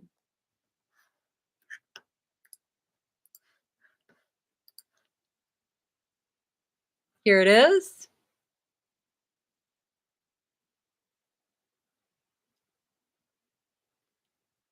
This is a safety and efficacy study of intravesical. Oh, no, no, no. This is not the right study. Nope, nope, nope. Hold on. That was an Elmeron study. Where did it go? Well, anyway, I can dig that up for you. It's this week if you want.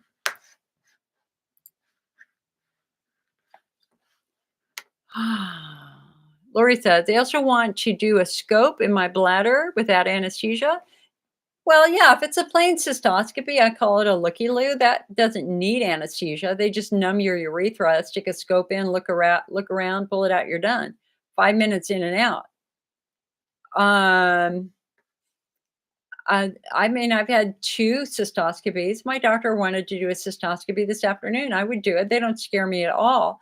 The challenge with having a cystoscopy is your urethra hurts afterwards.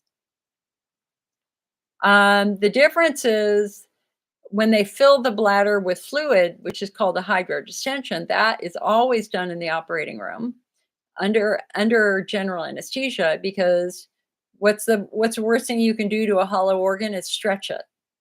And so hydrodistensions with cystoscopy are always done under anesthesia, or at least they should be. And Lori says she's in Florida. Florida is a challenging state. We have a doctor list on our website, icnetwork.org. You just go to find a doctor, but the pickings are slim. A lot of patients in Florida go up to North Carolina and see Dr. Evans at Wake Forest.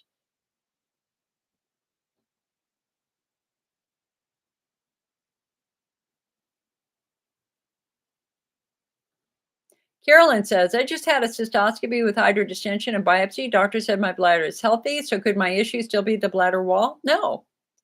Since I feel pain and no, Carolyn, now listen. They've looked at your bladder. You have a healthy bladder. They looked at my bladder. I had a perfectly healthy bladder, even though I was peeing all the time and I was food sensitive. So accept this for the good news that it is. You have a good, healthy bladder wall. So what that means is something else is going on. And usually that something else is pelvic floor. The problem is that think about your pelvis. It's a small confined area for which a lot's happening. The pelvis is the true center of the human body. It carries the weight of your torso on your hip bones. It deflects all the stresses when you rock, run, jump, and fall. All those stresses are also travel right up the legs, right back into the pelvic cavity. You've got giant muscles in there. You've got giant blood vessels in there. You've got giant nerves in there, and you've got your urinary tract, your reproductive tract, and your bowel.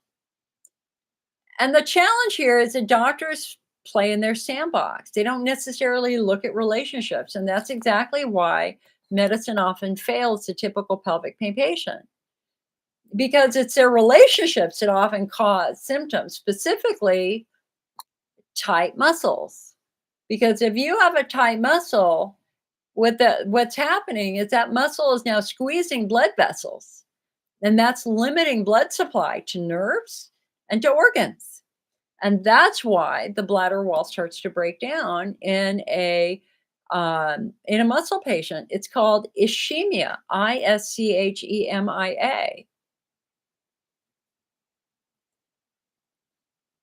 So we've got a therapeutic priority for those patients with tight muscles is to restore blood supply.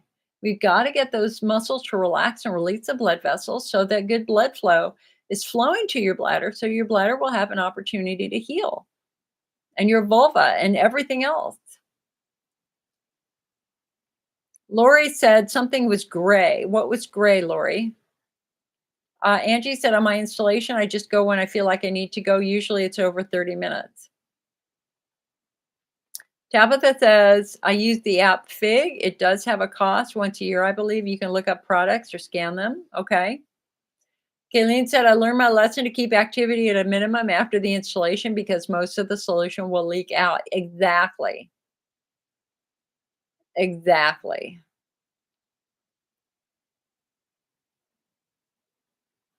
One of the worst decisions I made was to try to drive home with a bladder filled with DMSO. Holy moly, was that painful. This is where you camp at the doctor's office. You sit out in the waiting room or you stay in the room for 30 minutes, hold it as long as you can, then go pee, then get in your car and drive home. Don't try to drive home with meds in your bladder. Lori says, it's only the second week of estrogen cream and I feel better watching everything I eat. I'm so scared to eat, really. Don't be scared to eat, honey. There's a lot of food you can eat. That's the diet section on the IC Network website will solve and explain that mystery for you. There's no reason for you to be afraid to eat. There's a ton of food you can eat. We have a very large diet list that has 3 columns: bladder friendly, try it, caution. You're going to be able to eat almost 90 to 95% of the foods in the try it column. You just have to be just do one at a time and just give them a try. It's the foods in the caution section are the ones most notorious for causing problems.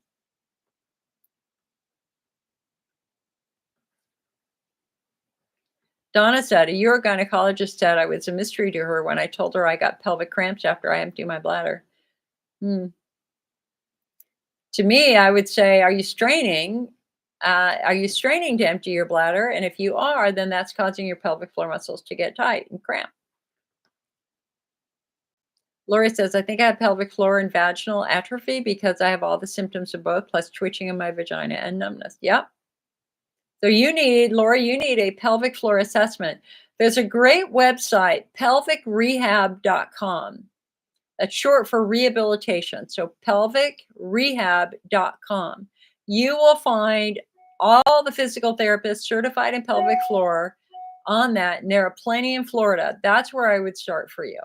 because all that twitching in your vagina, that's not your bladder. That's in all likelihood muscle driven.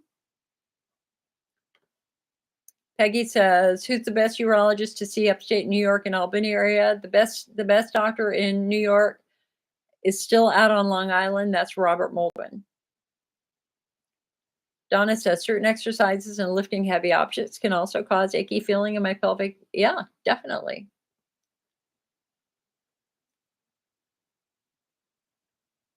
Diane said, you were, okay, hold on. Lama said, how will they check the muscle? Can you please give me information? I have done 4 times MRI around the bladder area, but no. Honey, they touch the muscle. Let me get my.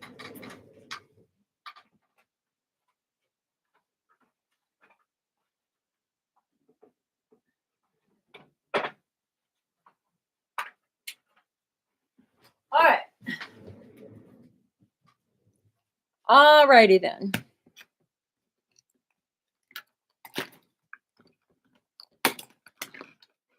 I got to take the guts out.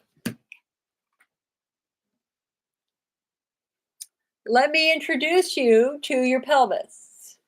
So this is the front side of your pelvis, right? So we got hip bone, and we got your pubic bone, which is actually 2 bones that are connected together. We call this the pubic symphysis. And you can see some pelvic floor muscles right here, right? Now let's look at it from the back. You've got your vertebrae, and we've got your sacrum. This is that triangular piece of bone. These are actually vestigial vertebrae that have fused together. And you can see that we've got 4 holes on the right and left because that's where the nerves from the spinal cord come down and go through these holes into the pelvis. And then last but not least, we've got your tailbone. And I want you to look at everything that attaches to your tailbone here. Your tailbone really is the center of your pelvis. And you've got muscles that go to the left and you've got muscles that go to the right, straight off the tailbone. And that's why tailbone injuries are now very, very common now that we know to ask about it in IC patients. Because if you've got a tailbone that's broken and this way, or instead of curving under, that curves out, those muscles that are connected to that broken tailbone are going to be a bit of a problem. But getting back to that, how do they figure it out? So let's look at it from the inside. So this is from the top down. So you're going to see that these are thin muscles. They're not super thick muscles. And they form the base and the sides of the pelvis, right? They sit right on top of bone. So how do they tell if your muscles are tight? Hello, glove finger. They're going to put a finger in your vagina, or if you're a man, in your rectum. And all they're going to do is just very gently touch muscles on both sides, right? That's all they do. And if they can touch a muscle and trigger your pain, that's what I call your hallelujah moment. That's super, super exciting.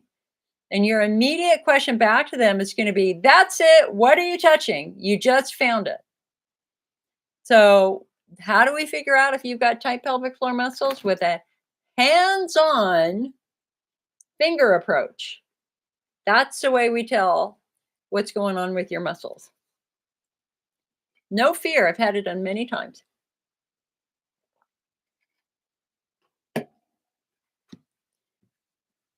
All righty.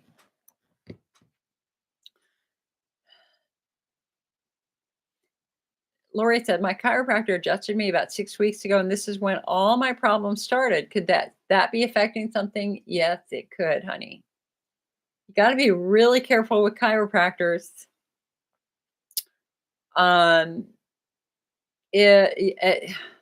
Especially using things like drop tables. Yikes. Way too traumatic. Way too traumatic to muscles and nerves. Donna said, I'm not straining and still feel achy in my pelvic area after I empty my bladder. Okay. Remember, bladder wall pain is very sharp pain. It feels like razor blades in your bladder. So when we try to identify where the pain is coming from, That sharp pain on bladder fill, it tends to be a very, very sharp pain. Whereas pelvic floor pain is duller and achier, and it often burns. So the fact that you use an achy as a descriptor kind of points us to your muscles a little bit more. Lori says, should I get an installation since I'm feeling better until I have a full assessment by a pelvic floor doctor?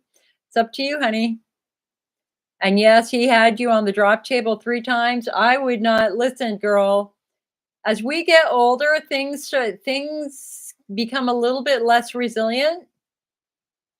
We have wear and tear injuries. Some of us start to get bulging discs, et cetera, et cetera. And drop tables are very, very traumatic. I would never, ever be on a drop table again. Never. I mean, I've got 2 ruptured discs at L4, L5. The last thing I want to do is do anything that's going to traumatize those ruptured discs. And there's just a lot of, I have a good friend who had a broken back from a drop table last year. So I would be very careful with those. Oh, you've got ruptured disc at L5? Yep. The drop table is just absolutely off anything I would ever do now. For the neck and for the low back.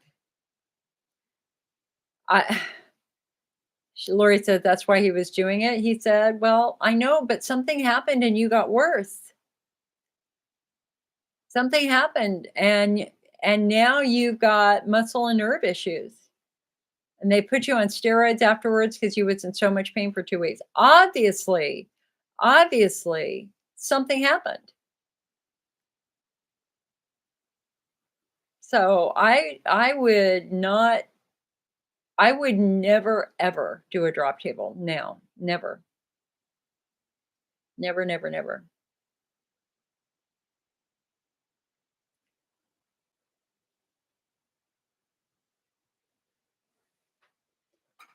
So as I said when I started this meeting, this is our last meeting of the year. You're not going to see me for 3 weeks, at least 3 weeks, because Christmas Eve is on Sunday, New Year's Eve is on Sunday, and so you're not going to see me until the first or the second week of January. But I will be working. I will be home also. And if you need a pep talk, you can always call and set up a coaching if you want to set up a coaching, or if you just have a couple of questions, just call our direct line. We have an 800 number. The first extension is to order things. Our second and third extension is our corporate office and our patient education line. And so I answer line 2 and line 3. Larissa says, Merry Christmas and Happy New Year to Jill and all my IC warriors. Exactly. Right back at you, honey. Right back at you. Merry Christmas to you too. Yes, Christmas is on the Monday. Yeah. Lori says, I will tomorrow call you real quick.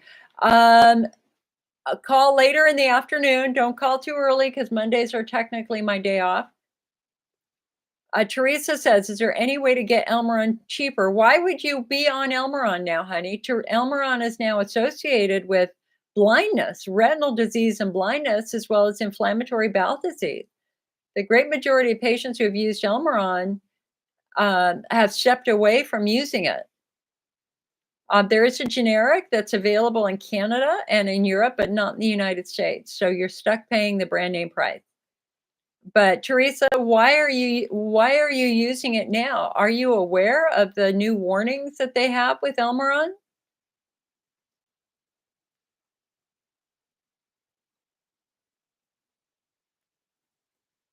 The craft artistry. Hey, first time sending a message, living in Ireland, struggling to find answers. I found your channel by chance. Season's greetings to you, hun. Season's greeting. We had another patient from Ireland in a little bit earlier. I don't know if she's still here or not. Teresa says, I've been on it for over 6 years. It's the only thing that helps. Okay, so Teresa. So Elmeron has a coating effect, right? We call it a chemical Band-Aid. And Elmeron actually didn't work for the great majority of patients who tried it. In research studies, it was a placebo or maybe slightly above placebo. So today we have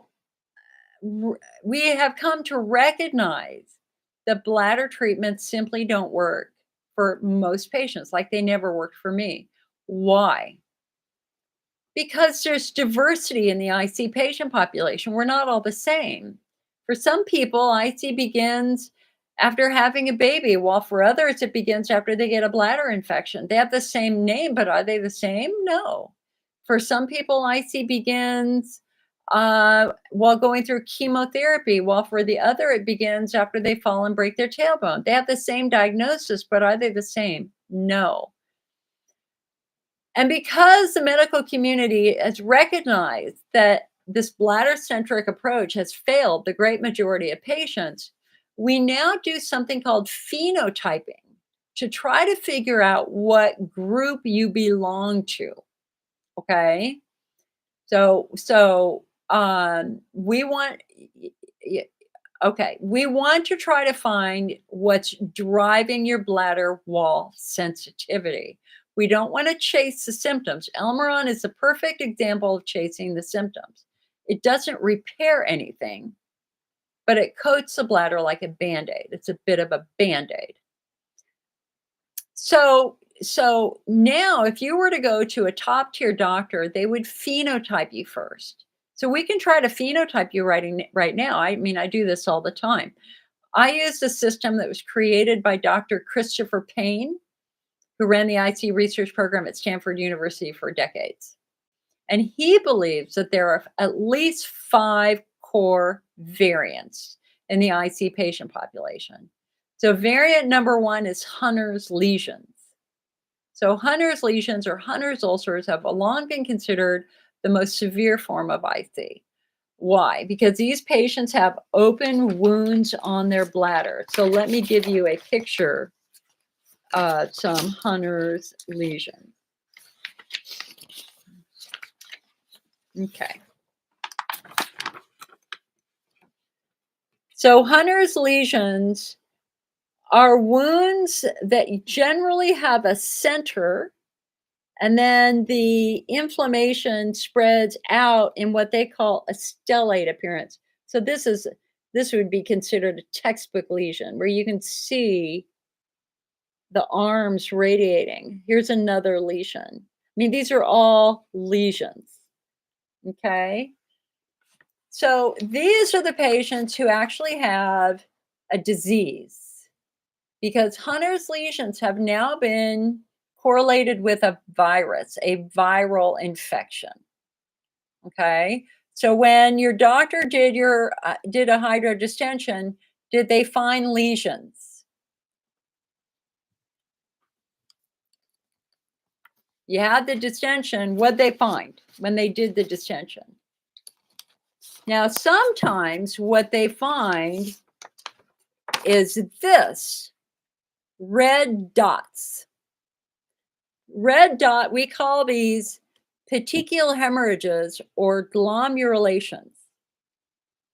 And for many, many years, everybody thought this was IC, but it's not. This is what happens when you stretch the bladder. And if you look at the AUA guidelines released last year, they have been thrown out as being meaningless to a diagnosis of IC because they're not specific to IC, and that is what happens when you stretch the bladder.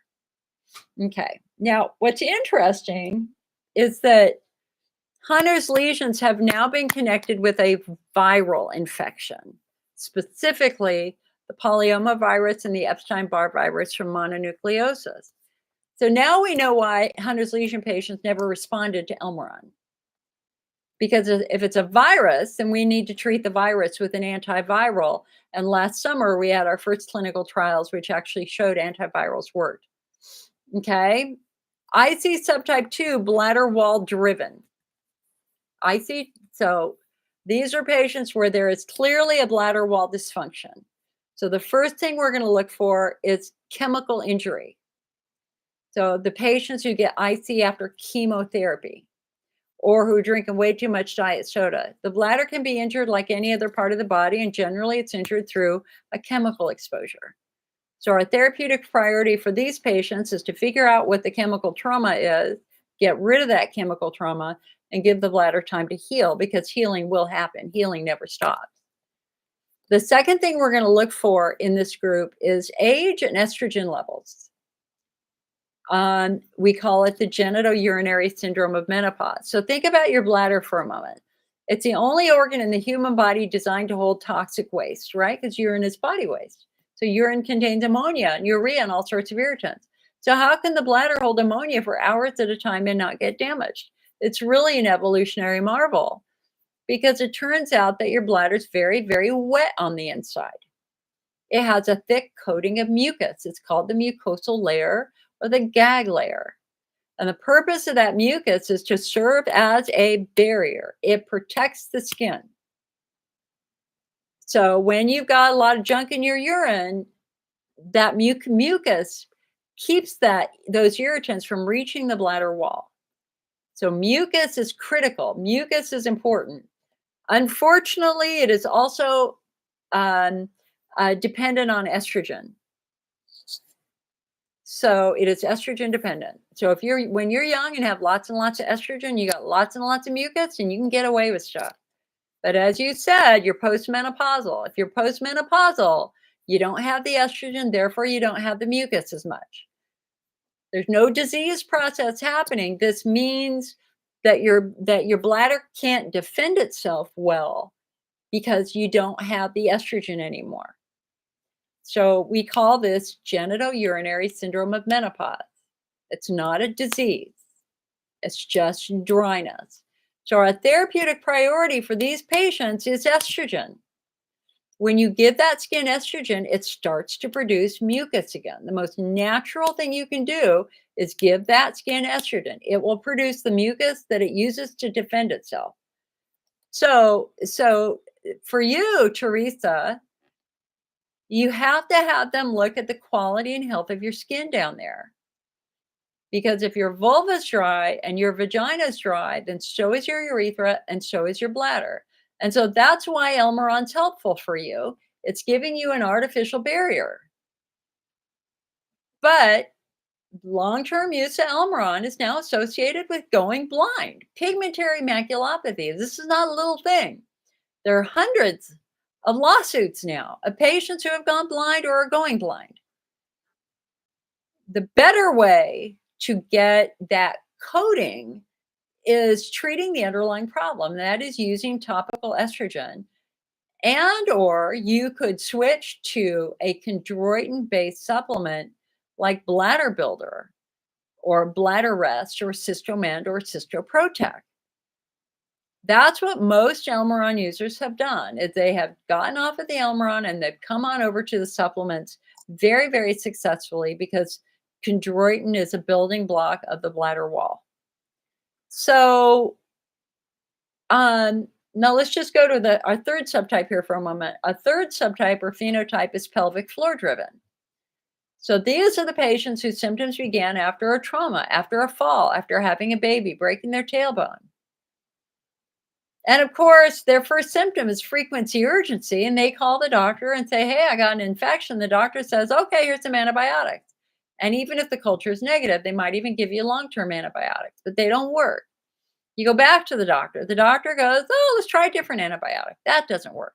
You go back to the doctor, and the doctor goes, oh, let's try an overactive bladder medicine like ditropan or Detrol or Mibritrix, but they don't work. And eventually, over a period of time, as these things don't work and you go back to your doctor, the doctor goes, hey, I hate to break it to you, I think you got interstitial cystitis. It's an incurable bladder disease, which of course we now know is wrong. And you're thrilled to have a diagnosis. The doctor gives you Elmeron, the doctor gives you the diet, you go home, you want to get better, you follow the diet, you take the Elmeron for 6 months, a year, 5 years, 10 years, 20 years, 25 years. Are you better? Well, if you're still flaring, you're not better. Why? Because a bladder treatment will not fix the problem that tight muscles cause, which is diminished blood supply. Our therapeutic priority for that pelvic floor patient is to restore blood supply. That when we restore blood to the bladder wall heals and their symptoms go away. So, a therapeutic priority for the pelvic floor patient is to address diminished blood supply with physical therapy. And our problem is a lot of patients drop out of physical therapy because they don't think it's helping, or it's too expensive, or worse, it's painful. I'm not going back, man. She touched me and it hurt. Listen, if physical therapy hurts, that's great news because it means they found the underlying problem. You have to be very vocal and say, hey, ow, that hurts. Can you be more gentle? So don't walk away from physical therapy when you have tight muscles. It's important. Now, in his system, IC subtype 4 is pudendal neuralgia. These are patients who have pain when they sit down, which gets better when they stand up. They have positional pain, or they have pins and needles, or areas of numbness, or persistent genital arousal disorder. This is because muscles are so tight, they're compromising nerves. And so if you're in that pain when you sit down that gets better when you stand up, that's nothing to do with the bladder. That is clearly neuromuscular in origin. We got to figure out the nerve that's being compromised, and we got to release the nerve where it's being entrapped by a very, very tight muscle. So for these patients, our therapeutic priority is physical therapy and therapies that can calm nerves down. They might give you a topical lidocaine to use on your skin. They might give you subcutaneous lidocaine to work with the nerves underneath the skin. They might give you gabapentin to work centrally on those nerves. And or actually the first choice is actually PEA, palmitoyl ethanolamide, a simple supplement with an incredible track record of calming nerves down. This is what I take. And last but not least, IC subtype 5, widespread pain central sensitization. These are patients who have multiple pain conditions. They've got the IC and the IBS and the vulvodynia and the TMJ and the fibromyalgia. It's characterized by very, very sensitive skin or a wicked sense of smell. You can smell things that other people can't smell, and smells drive you crazy. This is actually now, these patients do not have all these weird pain diseases. This is an injury to the central nervous system.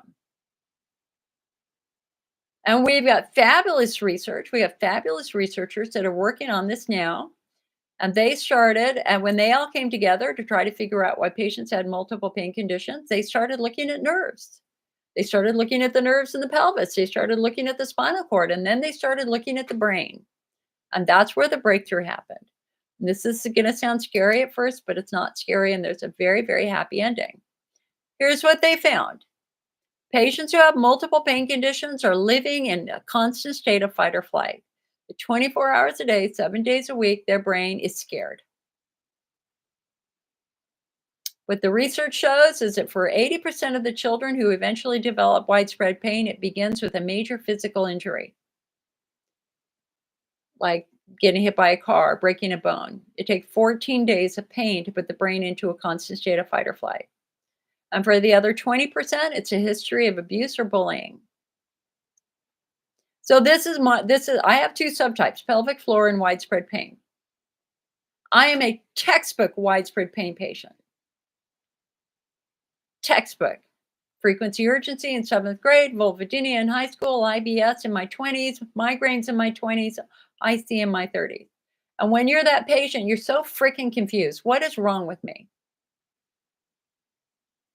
And you feel like you're being punished, and you feel like you're damaged goods. And it's very upsetting and depressing to live that life, because while my friends were going out and getting married and having babies, I was laying in the fetal position in my bathroom for a long time, for years. But guess what? I'm symptom free now. Why? Because we've calmed my nerves down. I don't have IBS anymore. I don't have vulvodynia anymore. The only thing I do have that's chronic is TMJ, and that's really from doing these meetings and talking for long periods of time. So our therapeutic priority for the widespread pain patient is to get that brain out of fight or flight, because whenever you're in fight or flight, what happens? Your heart rate increases, your blood pressure increases, and your muscles get tight. And there is a toll to be taken to long-term periods of fight or flight. We've got to get that brain out of fight or flight, and we do that with mind body medicine technique. And I've got great techniques that work. Anybody wants to learn about this, I've got a video on our website, Anxiety and IC. Don't be offended if somebody, listen, I was actually working here. Hold on, let me get a drink. I had a phone call on Friday with a patient that I've known for 30 years, and I hadn't talked to her probably in 10 years. Very, very severe pain levels, widespread pain. And what was heartbreaking about that conversation to me is that she kept blaming herself. And she kept, with her language, implying that it was all in her head. And that always breaks my heart, because this is injury. It's an injury to nerves. An injured nerve becomes a sensitive nerve. And I don't want anybody carrying this burden that you're causing this. You're not. Or that you're mentally ill. You're not. It's trauma. It's trauma driven. And one of the constant themes we see in my office when we start asking about this is growing up with alcoholic parents. You have a violent alcoholic at home, where that child every night is in fight or flight for hours and hours, while that parent is getting drunk and getting violent. So anyway, those are our phenotypes. So Teresa, I think it'd be fascinating to try to phenotype you, to try to figure out where you are in this spectrum. Because some patients have been on Elmeron for 20 years and it never helped them, and there was no reason for them to be on it, other than it was all we had back then. Today, we try to do a more individualized diagnostic workup to find the right therapies for your unique presentation of IC. I hope that makes sense. That was a little rant. Sorry about that.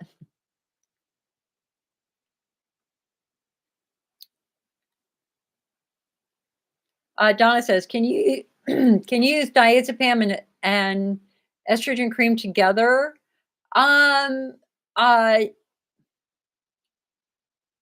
You'd have to ask the compounding pharmacy. I know for me, the last time I had really bad pudendal neuralgia, and my muscles were so tight, they were squeezing nerves, it gave me vulvodynia.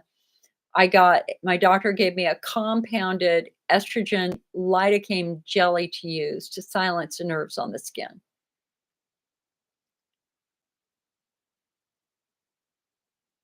Angie says, I have to do physical therapy daily. I do too. And that's my problem, because I tend to skip it for a couple of weeks, and then it gets worse and worse. And the most important question that you ask your physical therapist, the single most important question you ask your physical therapist after 4 or 5 times going, is, are my muscles responding, or are they always locking back down into tension? Because if you're always locking back down into tension, that's when we have to take a step away from the muscles, and we have to start looking at bones. Like, do you have a broken tailbone that's out of position, or a bad hip, or a bad SI joint, or a bad knee, or even a bad foot? So Teresa says, interesting. Oh my gosh, you're hitting on everything that I'm going through. You just had a bone marrow biopsy a couple weeks ago. Interesting.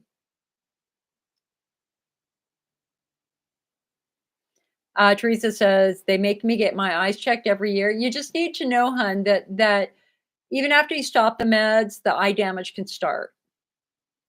And that was an ophthalmologist at Harvard University who published a case study about that. That was a great concern about the researchers at the Emory Eye Institute who made this discovery in the first place, was that could the damage progress even after stopping the medication? And the answer appears to be yes, it can.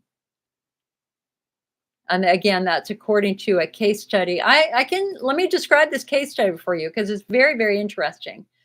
So, a woman is struggling with vision problems in one eye, and she goes to Harvard, the Harvard ophthalmology department, and she's having retinal symptoms. And they do their exhaustive workout. They've ruled out genetics. They've ruled out everything else, and their only guess as to why this woman had maculopathy was that I think her diagnosis was a toxic maculopathy. In other words, they thought that some sort of chemical had damaged her eye, her retina. Okay. 6 years later, the woman goes back and it's her other eye now. Same symptoms. So they do the exact same workup. And the only conclusion that they can come to is that it's a toxic maculopathy, that there's a chemical that's damaged her other eye. And this was very, very, I mean, doctors are very invested in wanting to try to find answers. And so shortly thereafter, the Elmron research came out, and that doctor went, "Oh, let me remember that patient. Let me look at that patient." And by golly, that patient was on Elmron. And she was diagnosed with pigmentary maculopathy from Elmron use. But here's the important story about that case study. She stopped the Elmron the first year. And 6 years later, it was in her other eye. And that was exactly what the doctors feared, the eye doctors at Emory feared when they actually wrote their letter to the editor of the Journal of Urology, which started all of this. So, you know, I'm not your doctor. I can't give you medical advice. I can tell you that some doctors minimize this. Some doctors say, "Well, I've never seen that in my clinic." Our study, which was submitted to the FDA in support of the black box warning, showed I've got 2,000 patients in our study. 54% report retinal disease, not 24, 54%. But our survey does not exclude genetics. And so we have to then look at the clinical studies. And the clinical studies are finding roughly 30% of patients using Elmeron are showing retinal disease. Okay.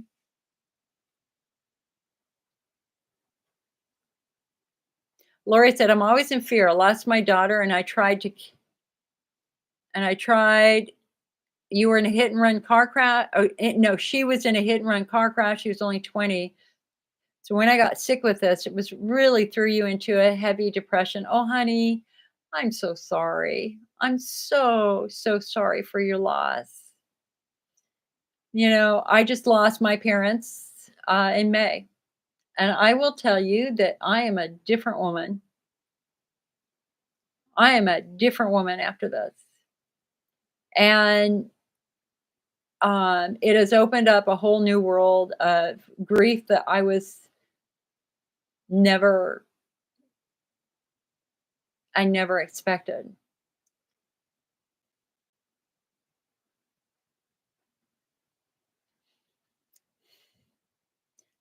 I would love to say exactly the right thing to you. I can't say exactly the right thing to you, except you're not alone, honey.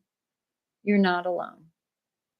And we send you our love, and we send you our support, and we send you strength, and we send you courage. And I know holidays suck for you.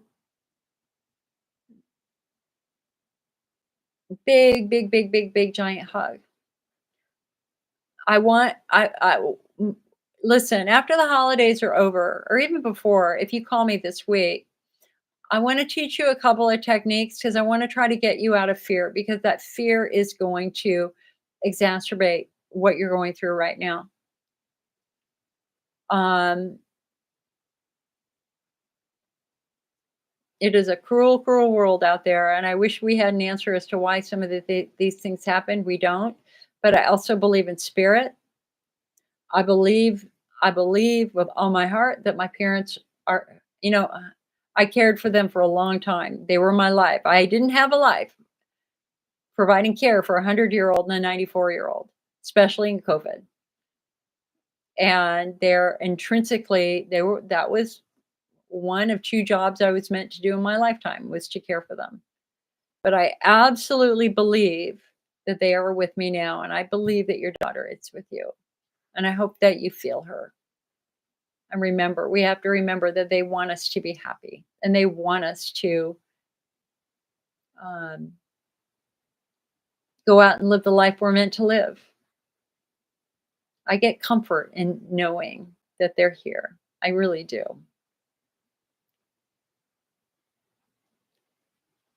Teresa said, "I lost my son at 28 weeks. I have been going through hell. No, she is not alone." Yeah, definitely. Lori says, "I lost part of me, but I need to be healthy for her little sister." Exactly.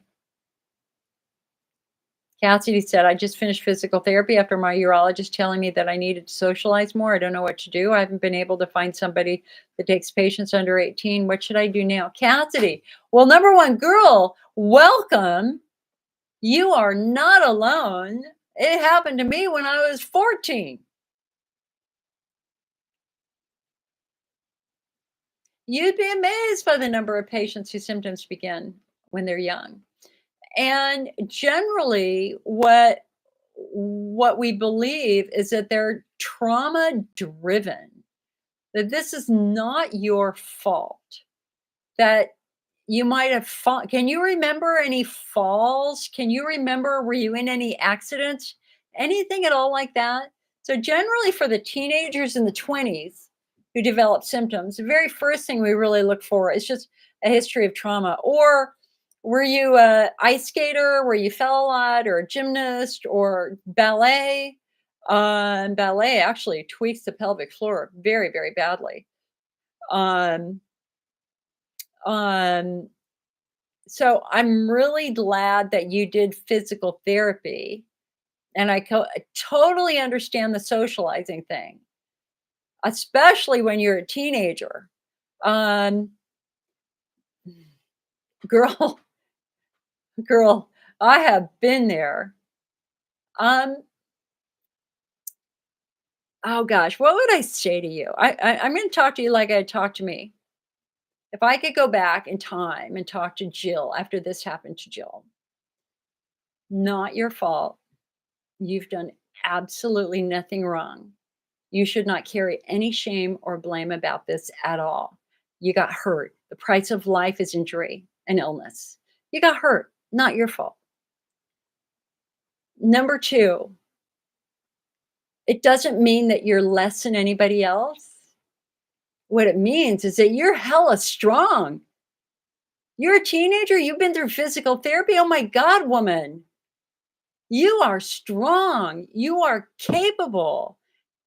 You have been given skills that will help you for the rest of your life. And hopefully, they've taught you to use a wand so that if your muscles ever get tight again, you can do stuff with it at home. I mean, it'd be a lot easier if it'd been your shoulder. Everybody understands a shoulder issue.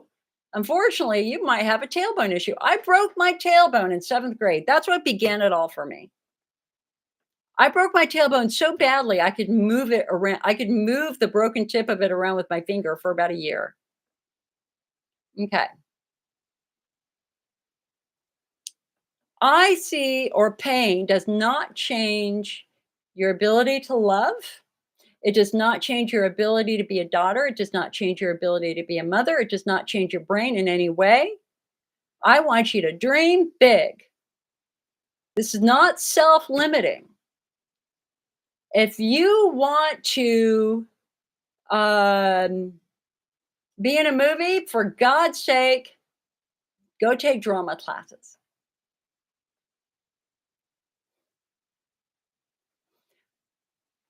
If you want to be a writer, be a writer. Start writing. I've got a very good friend that a young friend that I play Fortnite with, who's a brilliant artist. He's so good, and he's getting better. He just draws all the time. He's going to be an anime artist for sure. So think about, what would you just love to do? Like, if you could do anything in the world that you would be so excited to get up in the morning, what would that be? Would it be working outside or being inside? Would it be helping other people or would it be art? Your life is just beginning, and it is going to be a fun, joyful life for you. And it begins by you asking yourself, God, what sounds good? And sometimes you just have to try a lot of stuff. Some people know what they want to do in life when they're a kid. So, like my lab partner, Anita, wanted to be a doctor. Yeah, she knew exactly what she wanted to do with her life. I really didn't find my calling until my early 30s. Sometimes you just gotta try stuff. Funnest job I ever had was working in the bookstore at UC Santa Barbara. Oh my god, I'd be so happy working in a bookstore. I had so much fun doing that job. I love art. I just ran into somebody else. I've got 2 degrees in chemistry and a master's degree in psychology. And I just met somebody who had the exact same degrees, and she now does weddings, and she loves it. I totally relate to that because I love right brain stuff. Okay, last but not least, Cassidy. It's about finding your people. Like I was never a sorority girl. Sorority baffled me. I couldn't stand that stuff when I was in college. Um, I had to find my people. And I really wish that I joined more clubs and tried more things.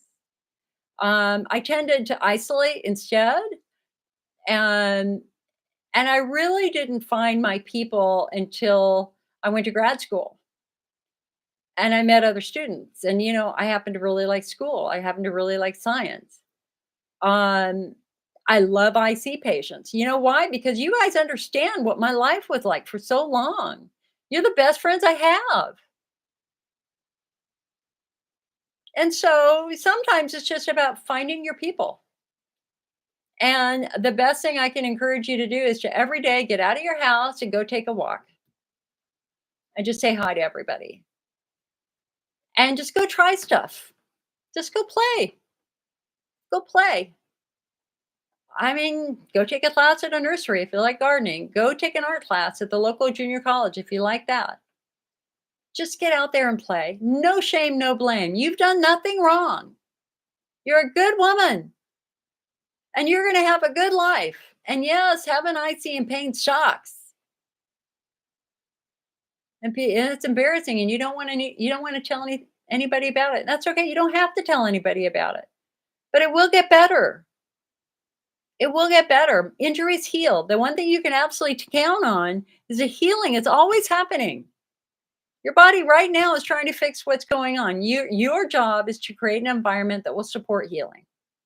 And that means you got to lose junk food, got to eat really well, and you got to work on your body and try to improve your health a little bit. Work on your muscle tone.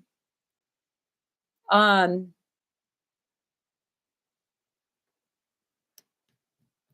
you're just not alone, hon. And if you ever need a pep talk, call me. Call me. I would love to talk with you. The phone number is right there, 800-928-7496. Best time to get a hold. I work on a first come, first serve basis. Best time to call is in the afternoons, not in the mornings.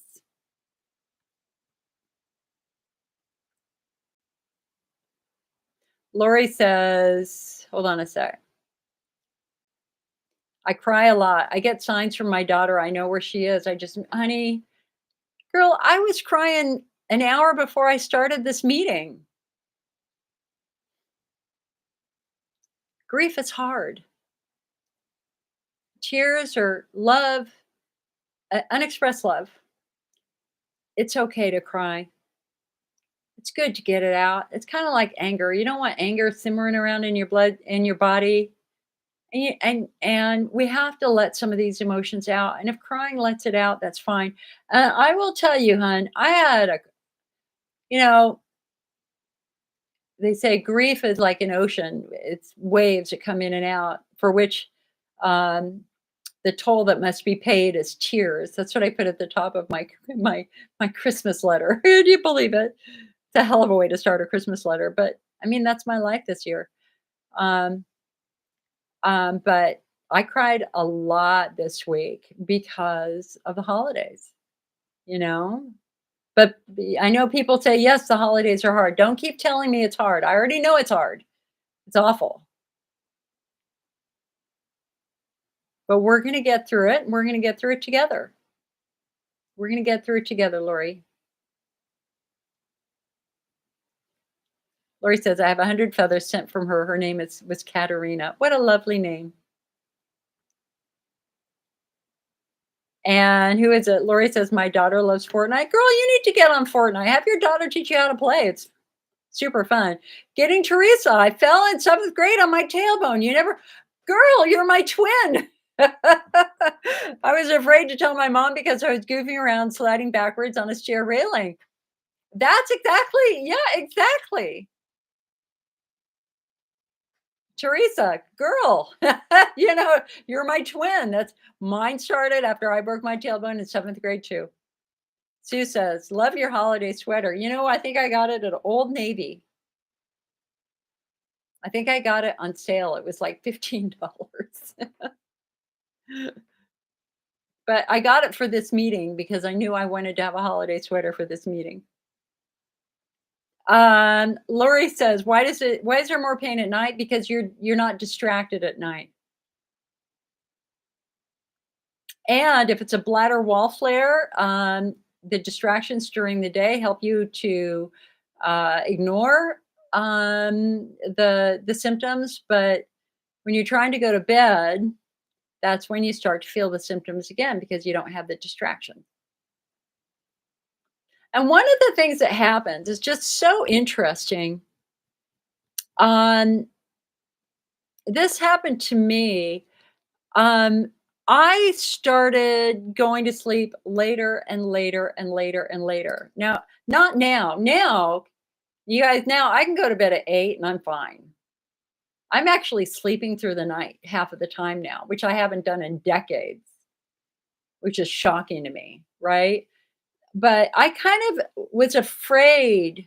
I was afraid to go to sleep for a long time.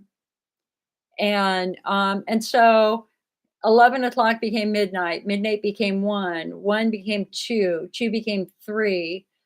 And, I realized in hindsight that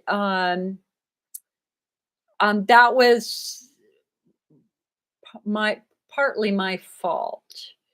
Uh, partly.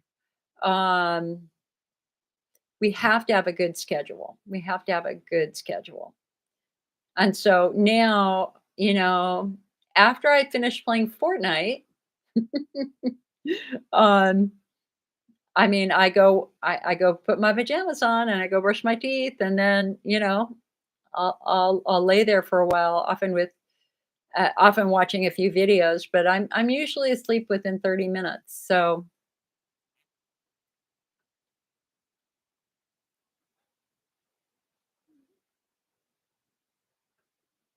Denise says, you're so positive. Thank you for your knowledge and support. You're welcome.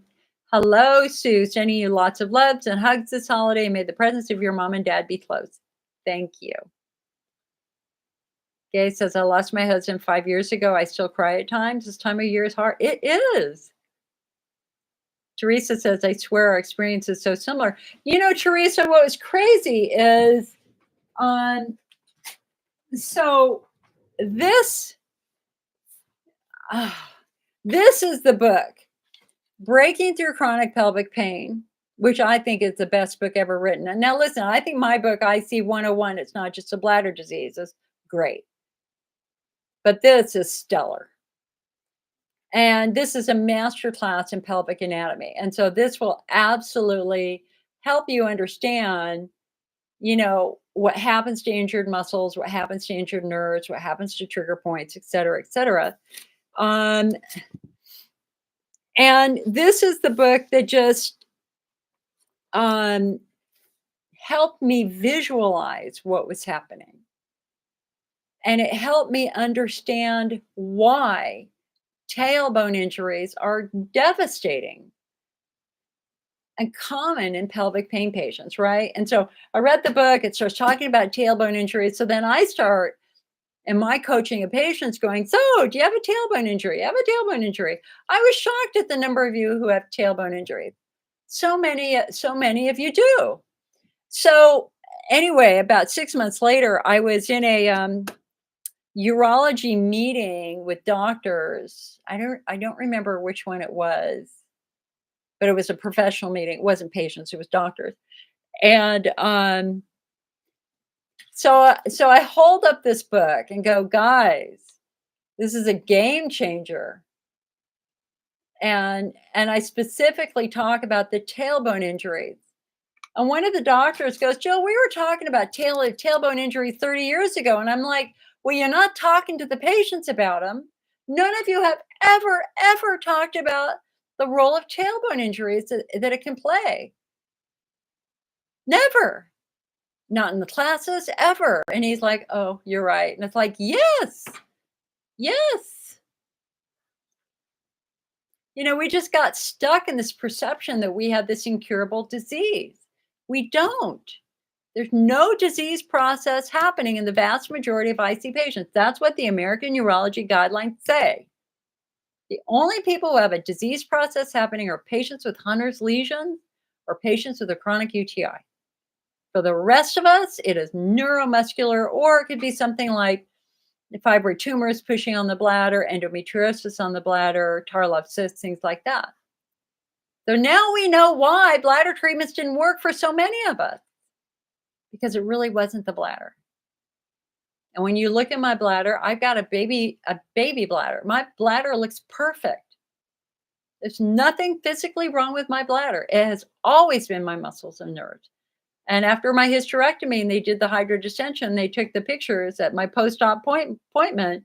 The doctor handed me the pictures and said, Jill, this proves it was never your bladder, ever.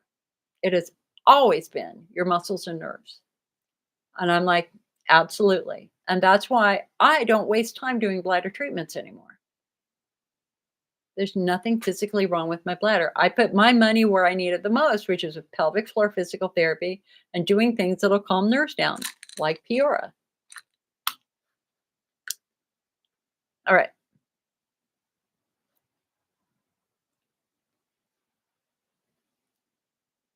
Sue says, I found if you have a muscle spasm, you feel them more when you're not in motion. They seem to get tighter. I would agree with that.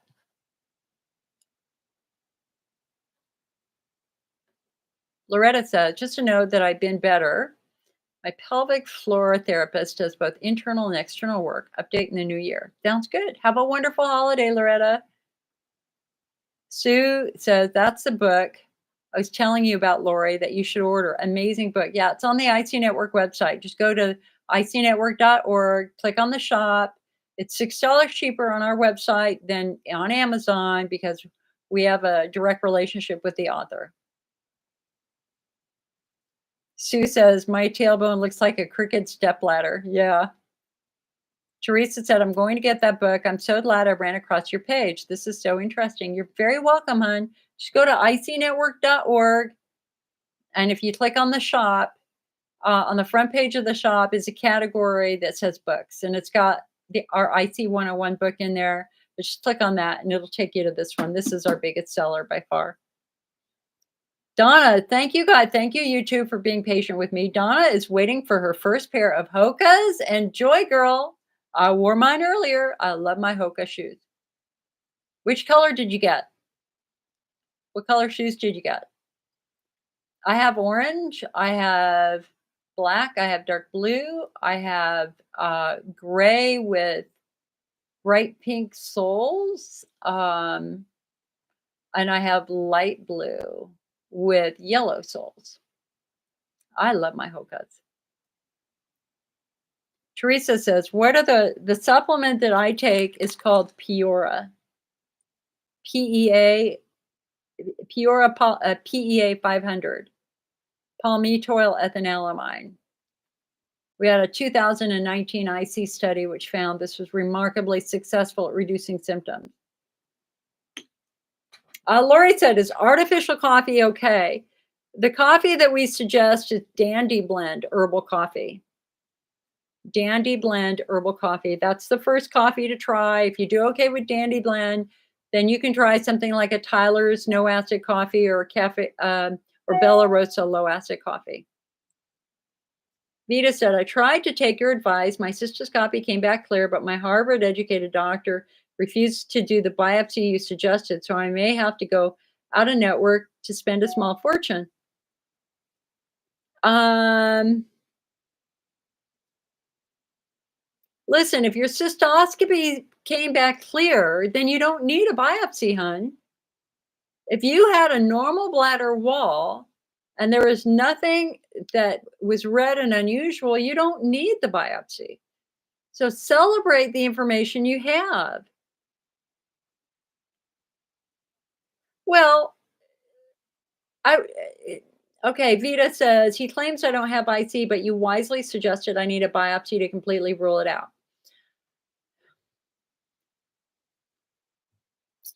Okay.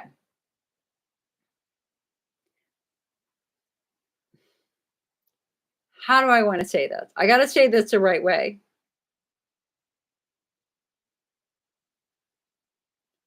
If you have a healthy bladder wall and they see nothing going on there, no redness, nothing, there's no reason to have a biopsy. But if they see something red and something unusual, then yeah, hell, absolutely. Have the biopsy. Let's see if we can figure out why it's red. So,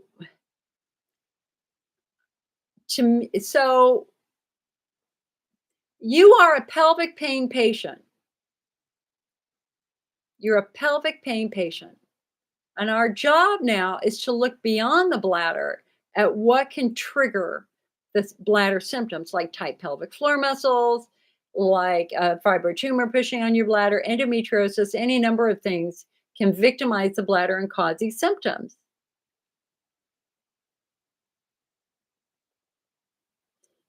Um, so Vita says, so then what's the irritation? Why are fizzy drinks so painful? What do you think gives, Jill? I think that if you have muscles so incredibly tight, you're in a state of ischemia. Ischemia is oxygen deprivation. Tight muscles restrict blood supply. Nerves need blood supply to function normally. If your muscles are super, super tight, your bladder is going to be more sensitive. But there's no wounds on your bladder. It just means you're in a state of ischemia, ischemia. So to me, I think your next step is to go to a gynecologist.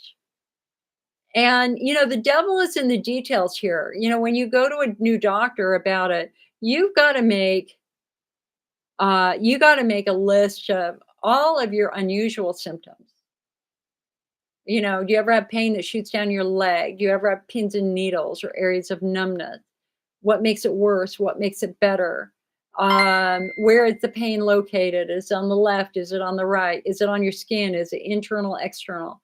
Is it in your urethra? Is it in your vagina, etc.? You are an anatomical mystery to be solved. And your ability to describe your symptoms gives the doctor a roadmap. Now, so Vita says here, I'm about to start pelvic floor. Perfect. Absolutely perfect. And at that first appointment, they're going to do a pelvic floor examination. Vita says, so the only way to test for IC is cystoscopy. Honey, IC isn't anything. Interstitial cystitis is not a name that's used throughout most of the country now. I mean, most of the world now. Why? Because it implies that there's a disease of the interstitial layer of the bladder wall. And we've known for 80 years that isn't true. Interstitial cystitis is a grab bag diagnosis. It means you got frequency urgency pain and the doctors don't know why. So you can be diagnosed with IC if your culture comes back negative. You can be diagnosed with IC if you have a diet-induced flare. You can be diagnosed with IC if you've got a tumor pushing on your bladder.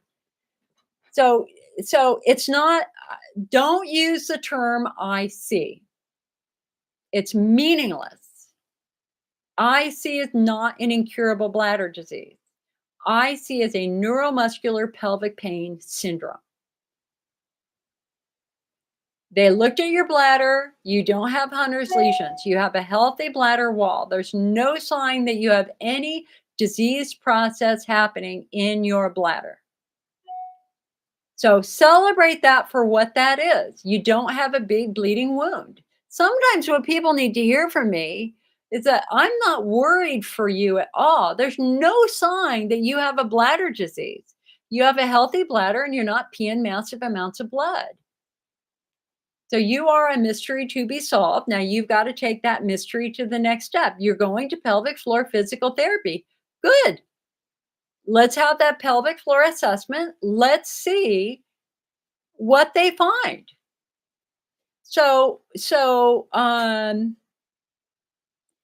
Vita says, my doctor refers it to IC due to my sensitivity to fizzy drinks and alcohol.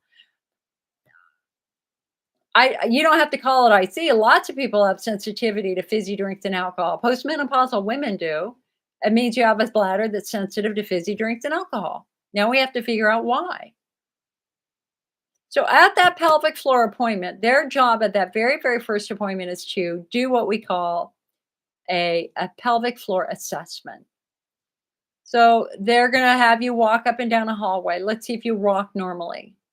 They're going to measure your legs. Do you have one leg longer than the other? They're going to do a variety of kind of physical testing just to see what they find. And your ability to describe your symptoms is critical here.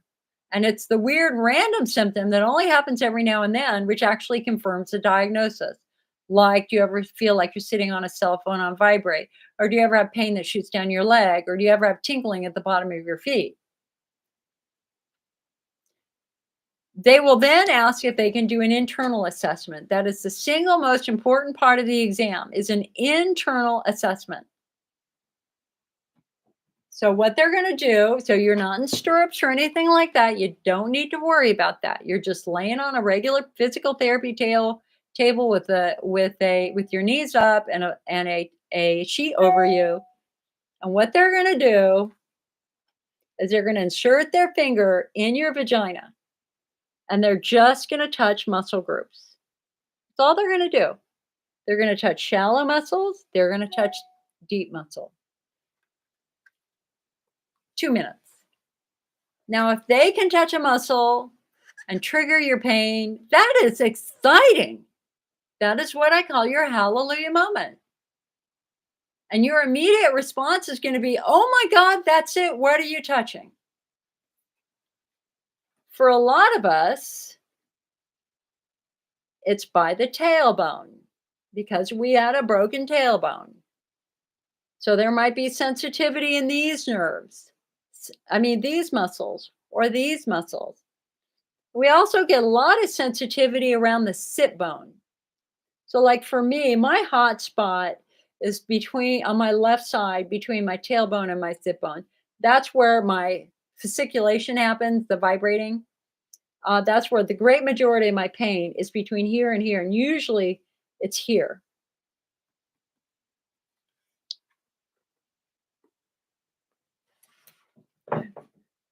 Vita says, I've isolated myself to the world and all the fun holiday parties. Stop it. Stop it. You haven't done anything wrong. Come on now. Be engaged, be involved. And you don't have to go into it. And listen, if you have to pee all the time, that's fine. Just go use the bathroom. You don't have to explain yourself. Cassidy said, my urologist said that my bladder is so damaged that it doesn't match up with how it should be for my age. The biopsy didn't show anything crazy, just inflammation. Okay, well, now that's different, Cassidy. Now, wait a second here. Hold on.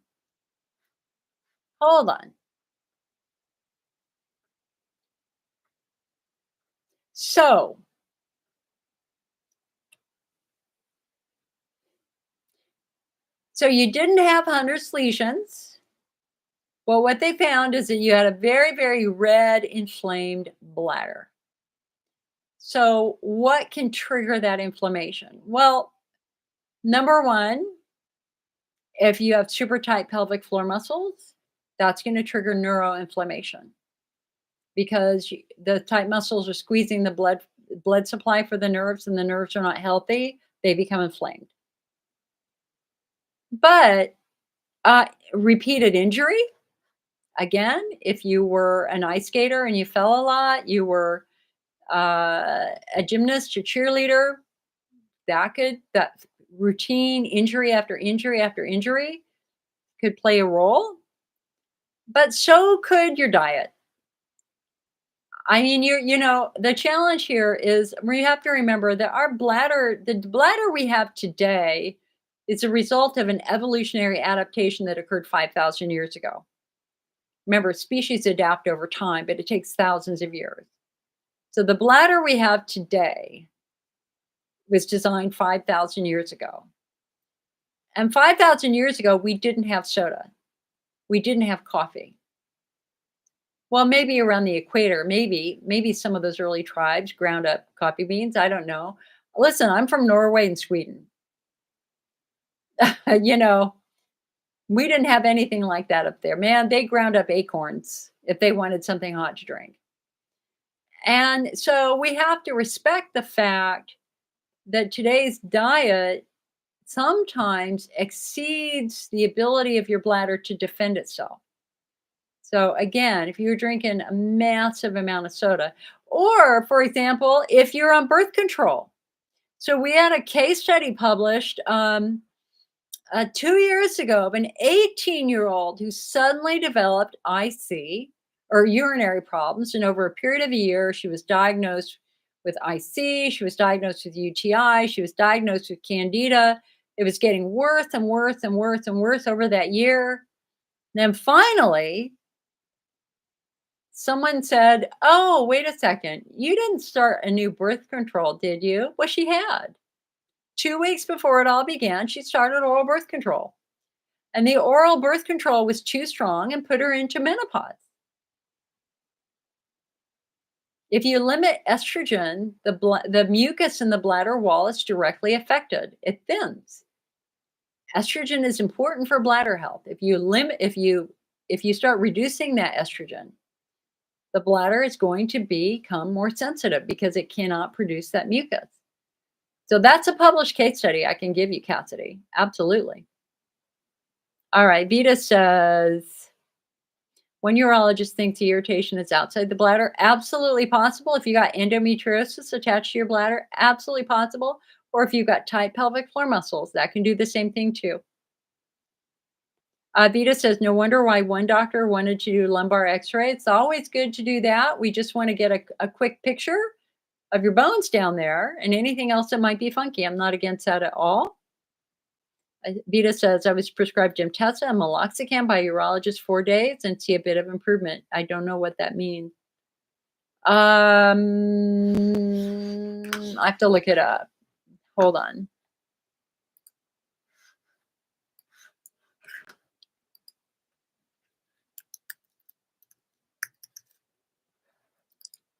Let's see here for a moment. There was a time when I remembered all of this, but alas, I'm older now.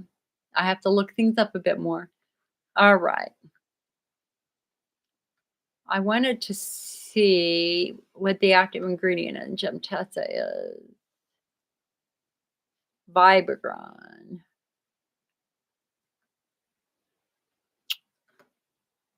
All right. So that is basically an overactive bladder medication. Basically calms down the frequency, urgency. And what's the meloxicam? MLOX.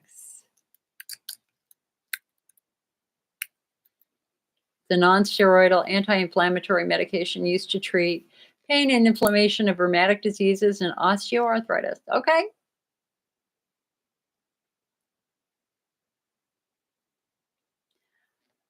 I mean, so we're tracing symptoms. If it's making you feel better, that's the entire point. But we want to try to identify underlying causation too. We don't want to spend years and years and years doing a treatment that could be ineffective. So we need to try to figure out why this has happened to you. and what physically has changed. Lori says, feels like a heart, feels like something is vibrating. Girl, I got to tell you, if depending upon how I sleep in a recliner right now because I ruptured discs in my back a couple of years ago. And my TMJ, my jaw starts to dislocate if I lay flat. So I'm like laying like this amount. But every now and then I sleep on my couch, which I did last night from 2 a.m. until 8 a.m. And my vibrating is much worse right now. See, the problem with when you've got an SI issue, which I do, it's my left SI joint that is part of my problem. Let me get here. Let me get 2 pencils. Okay.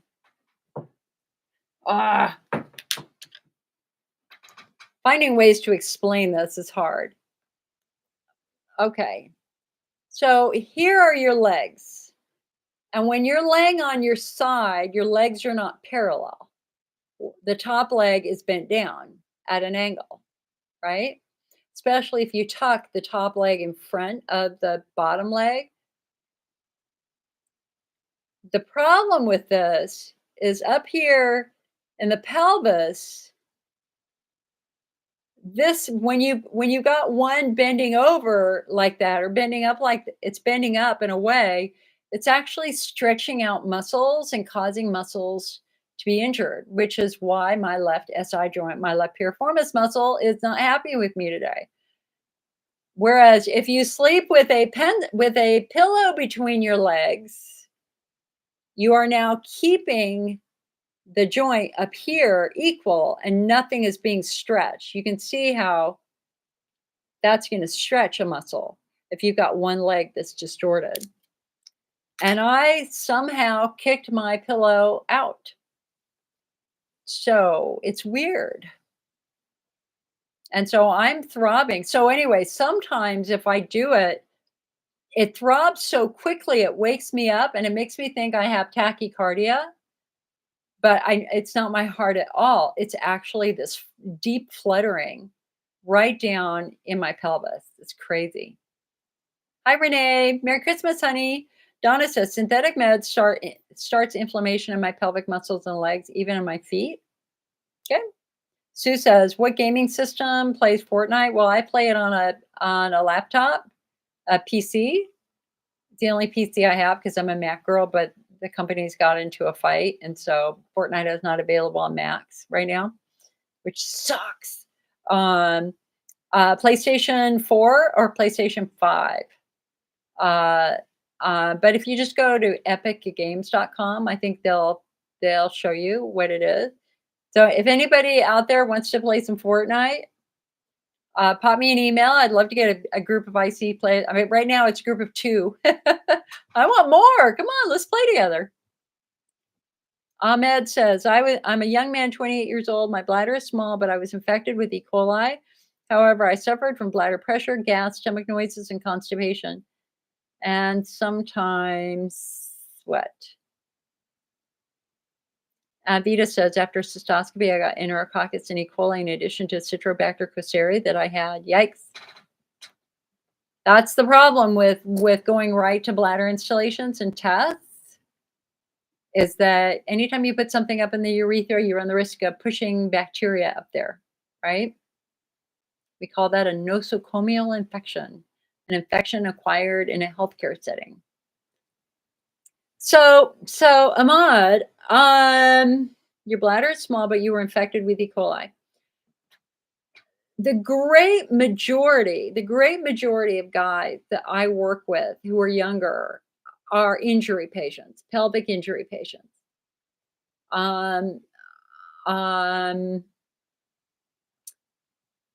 You know, any trauma to your pelvis, any motorcycle riding, bicycle riding, anything at all like that can tweak those muscles down there and begin this whole cascade, just kind of like me with my broken tailbone. Um, but I will say that uh, I don't. I want to say this as gently as I can.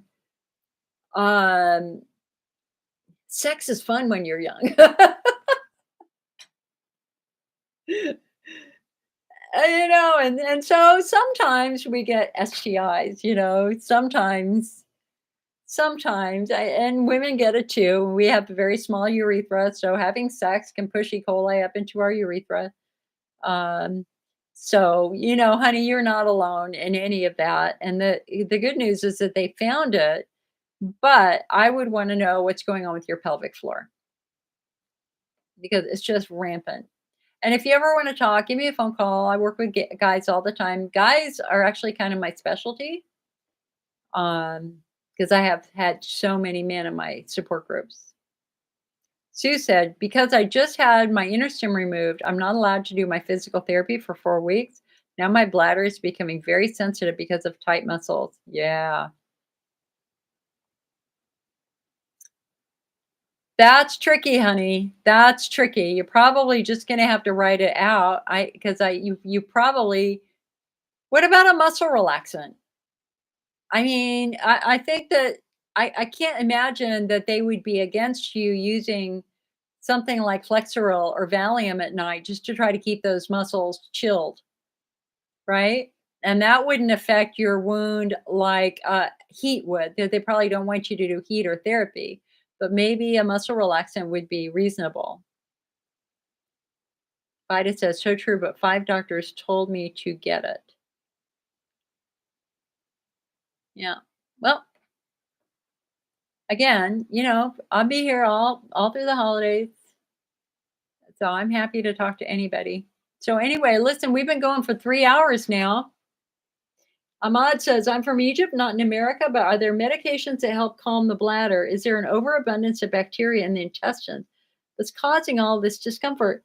Ahmad, it's so yes and no.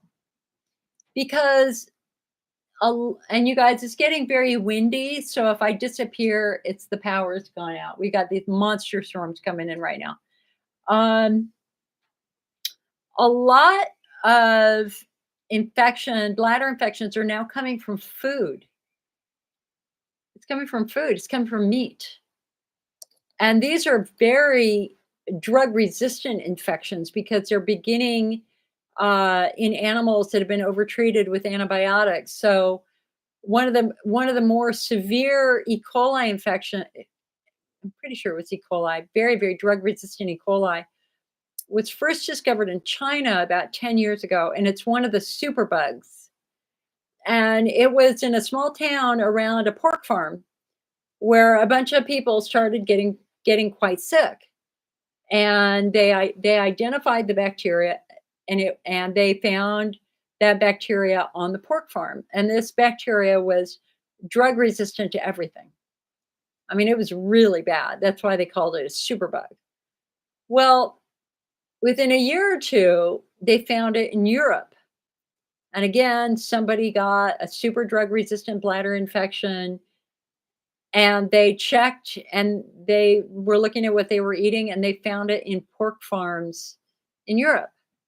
And then here in the US, it happened to somebody like in Pennsylvania somewhere, a woman who had not traveled at all, who got this super drug resistant infection. So they went in and they checked the pork farms on the East Coast. Yeah, it was in the pork farms. And so, and another big episode we've had has been with chicken. The food growers, the meat growers, the ranchers are massively overtreating with antibiotics, and they're creating these superbugs. And so, I would up the odds of bacteria going from your rectum around the skin, across the perineum, down your penis to the tip of your penis and up inside your very long urethra. I think you're fairly slim. Um, because you have a 5 or 6 inch urethra, whereas a woman, ours is 2 inches. So that's much more common than in women than it is in men. I would suspect that it came from meat. I would make sure that any meat you eat is very, very well cooked. And I don't know where the meat is sourced from in Egypt. Um, if you can get it from local ranchers as compared to kind of mass market meat imported from China or from another country, that would probably be smart. Um,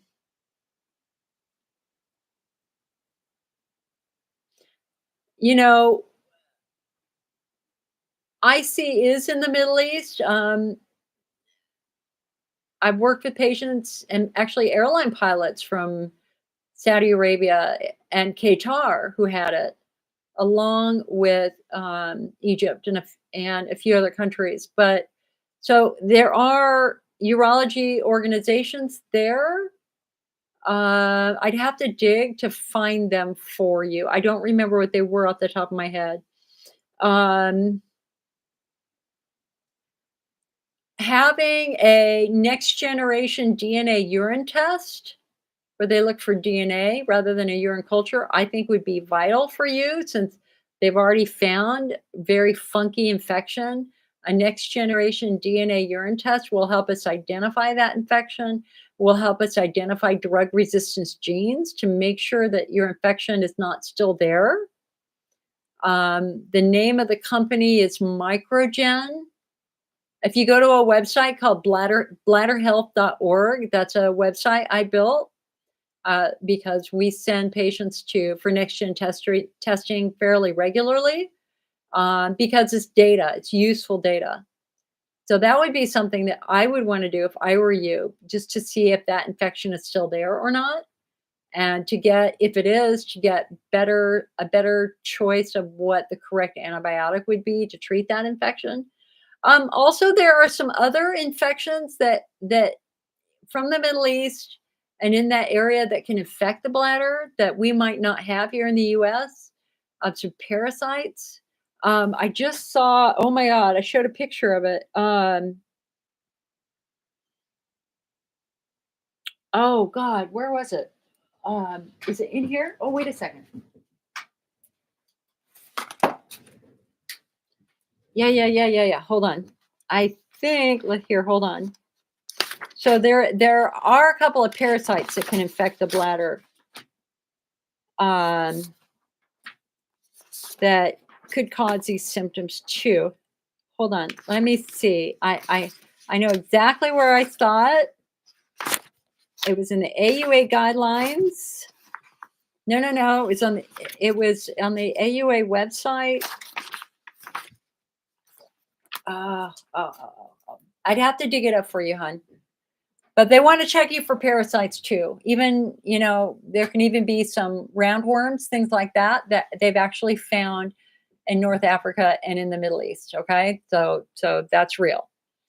And then in terms of foods, you just really want to avoid those foods which are going to irritate your bladder, things that are high in acid, like coffee and tea, green tea, soda, orange juice, lemon juice, things like that.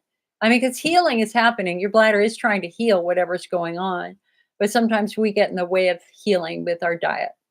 You can learn a lot about that over on the IC Network website. All right, icnetwork.org. Beth said, "Thank you for sharing. I've learned so much just listening." You're welcome. And guys, here's the deal here. You don't have to pay thousands of dollars to learn about IT. I'm very dismayed that there are people online now say they have a $1,000 course that you can take to learn how to treat your IT. When I started the IC Network 30 years ago, I was afraid to charge $5 because people would say you're profiting off a patient. I'm really gobsmacked that there are people now expecting you to pay a couple $1,000s. Please don't do that. If you have a question about IC, come on over to the IC Network website and work with me, and I'm not going to charge you thousands of dollars. The odds are you can talk to me for no charge at all because I'm not in it for that way. I don't want to be perceived as somebody who's doing that. Vida said there's piles of those courses. None of them have your knowledge, kindness, and candor. Well, I mean, that's the thing is that, I mean, I'm the longest serving support group leader in the world right now. And this is my career. This is what I do all day, every day, except on the weekend. Ahmed, it's not necessarily a disease. You got to have the testing first. You got to have that next generation testing or urine testing first to see if you still have infection. If you still have infection, then they've got to treat it with antibiotics. But if it doesn't come back infection, then you could do prevent, PRVNT. The problem is we can't get it to you. We can't get supplements to you right now. This international shipping for supplements is virtually shut down.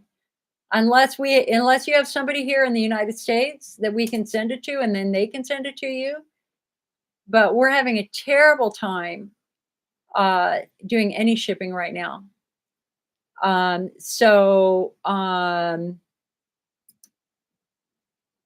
Why don't you email me, icnetwork@mac.com, and we can talk about that a little bit more, okay?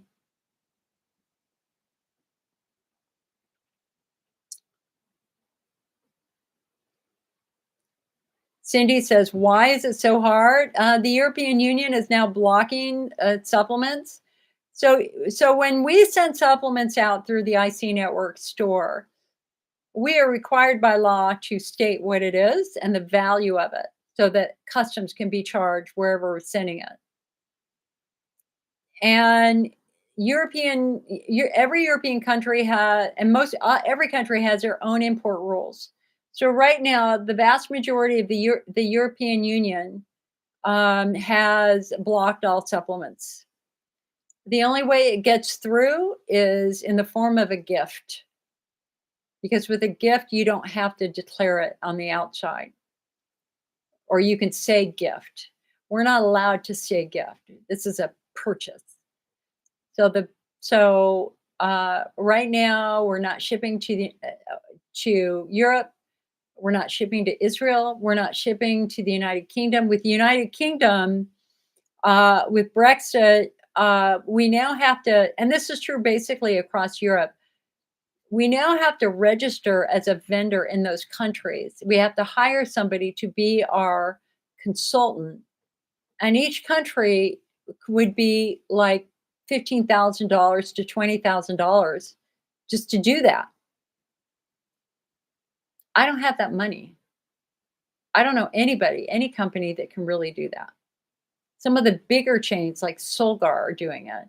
But the smaller companies, they're either sending it to you and they're lying and they're sending it as a gift when it's not. But, I'm a good girl. I follow the rules. I don't want to lose my business if I get caught. Ahmed says, what's your WhatsApp? Honey, I don't use WhatsApp. I really don't use it. You have to email me, icnetwork@mac.com. All right, guys. Well, listen, we've been going for 3 hours and 18 minutes. I'm here as long as you have questions for me. Tell you what, let's take a potty break. I'll be right back. And then let's do a last call for questions.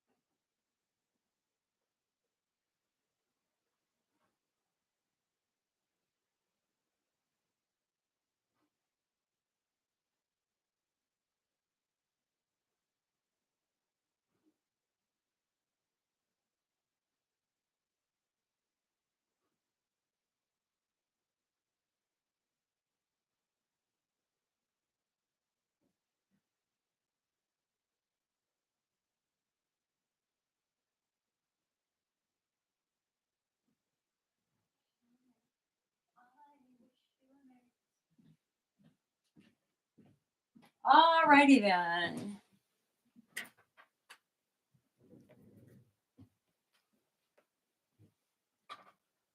I wish you a Merry Christmas. I wish you a Merry Christmas. Wish you a Merry Christmas and a Happy New Year. Good tidings we bring to you and your kin. Good tidings at Christmas and a Happy New Year. And we will see you in 2024. By golly, we're going to make it a great year. Thank you. I love to sing. I get mixed reviews singing, though. Some people like me singing and some people don't. I'm goofy. All right. Well, it sounds like we're done. It sounds like we're done. Thank you, Vita. So if anybody wants to play Fortnite over the holiday weekend, send me an email, itnetwork@mac.com. And I look forward to talking with you again. And let's see what 2024 brings. I know what I'm not going to do, and I'm not going to listen to politics anymore. I'm sick of it. You know who I'm sick of. Let us just pray for peace and put our children first. That's our job, to protect all the children, right? All right, guys. Put on some Christmas music, make some Christmas cookies, and let's just enjoy the season. All right, guys. I'll see you later. I'm going to say goodbye to Facebook first.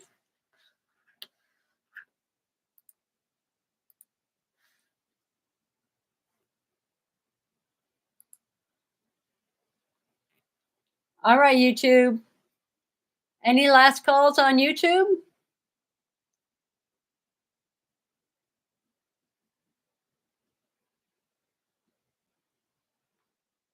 You know, I get to look at the side of my face, and I'm not happy with how my face looks on the side. Yikes. Anyway, all right, guys. be well. I'll see you next year, and I wish you the best. I'll talk to you later. Love you too, Donna. Donna, thank you, honey. Thank you so much. That was so sweet. I've been out of it. Donna, I just know that I just been really struggling the past couple of weeks, just getting through my days.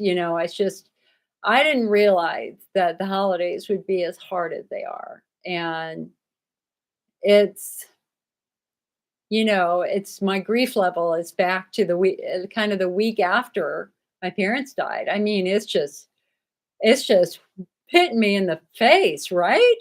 It's crazy. And so I've been so what I've been trying to do is go back to the traditions that I know made me feel happy, and that was baking. So you can, if it when I made this incredible cardamom braid, and then I passed it out to my neighbors who were so nice to me after my parents died. I'm going to make them more, and so well, if it's a good batch, I might send you some. We'll see. You never know. Every day is a little different. Every batch is a little bit different. So I spent all day, like Wednesday, baking while I was answering the phone and working with patients. And then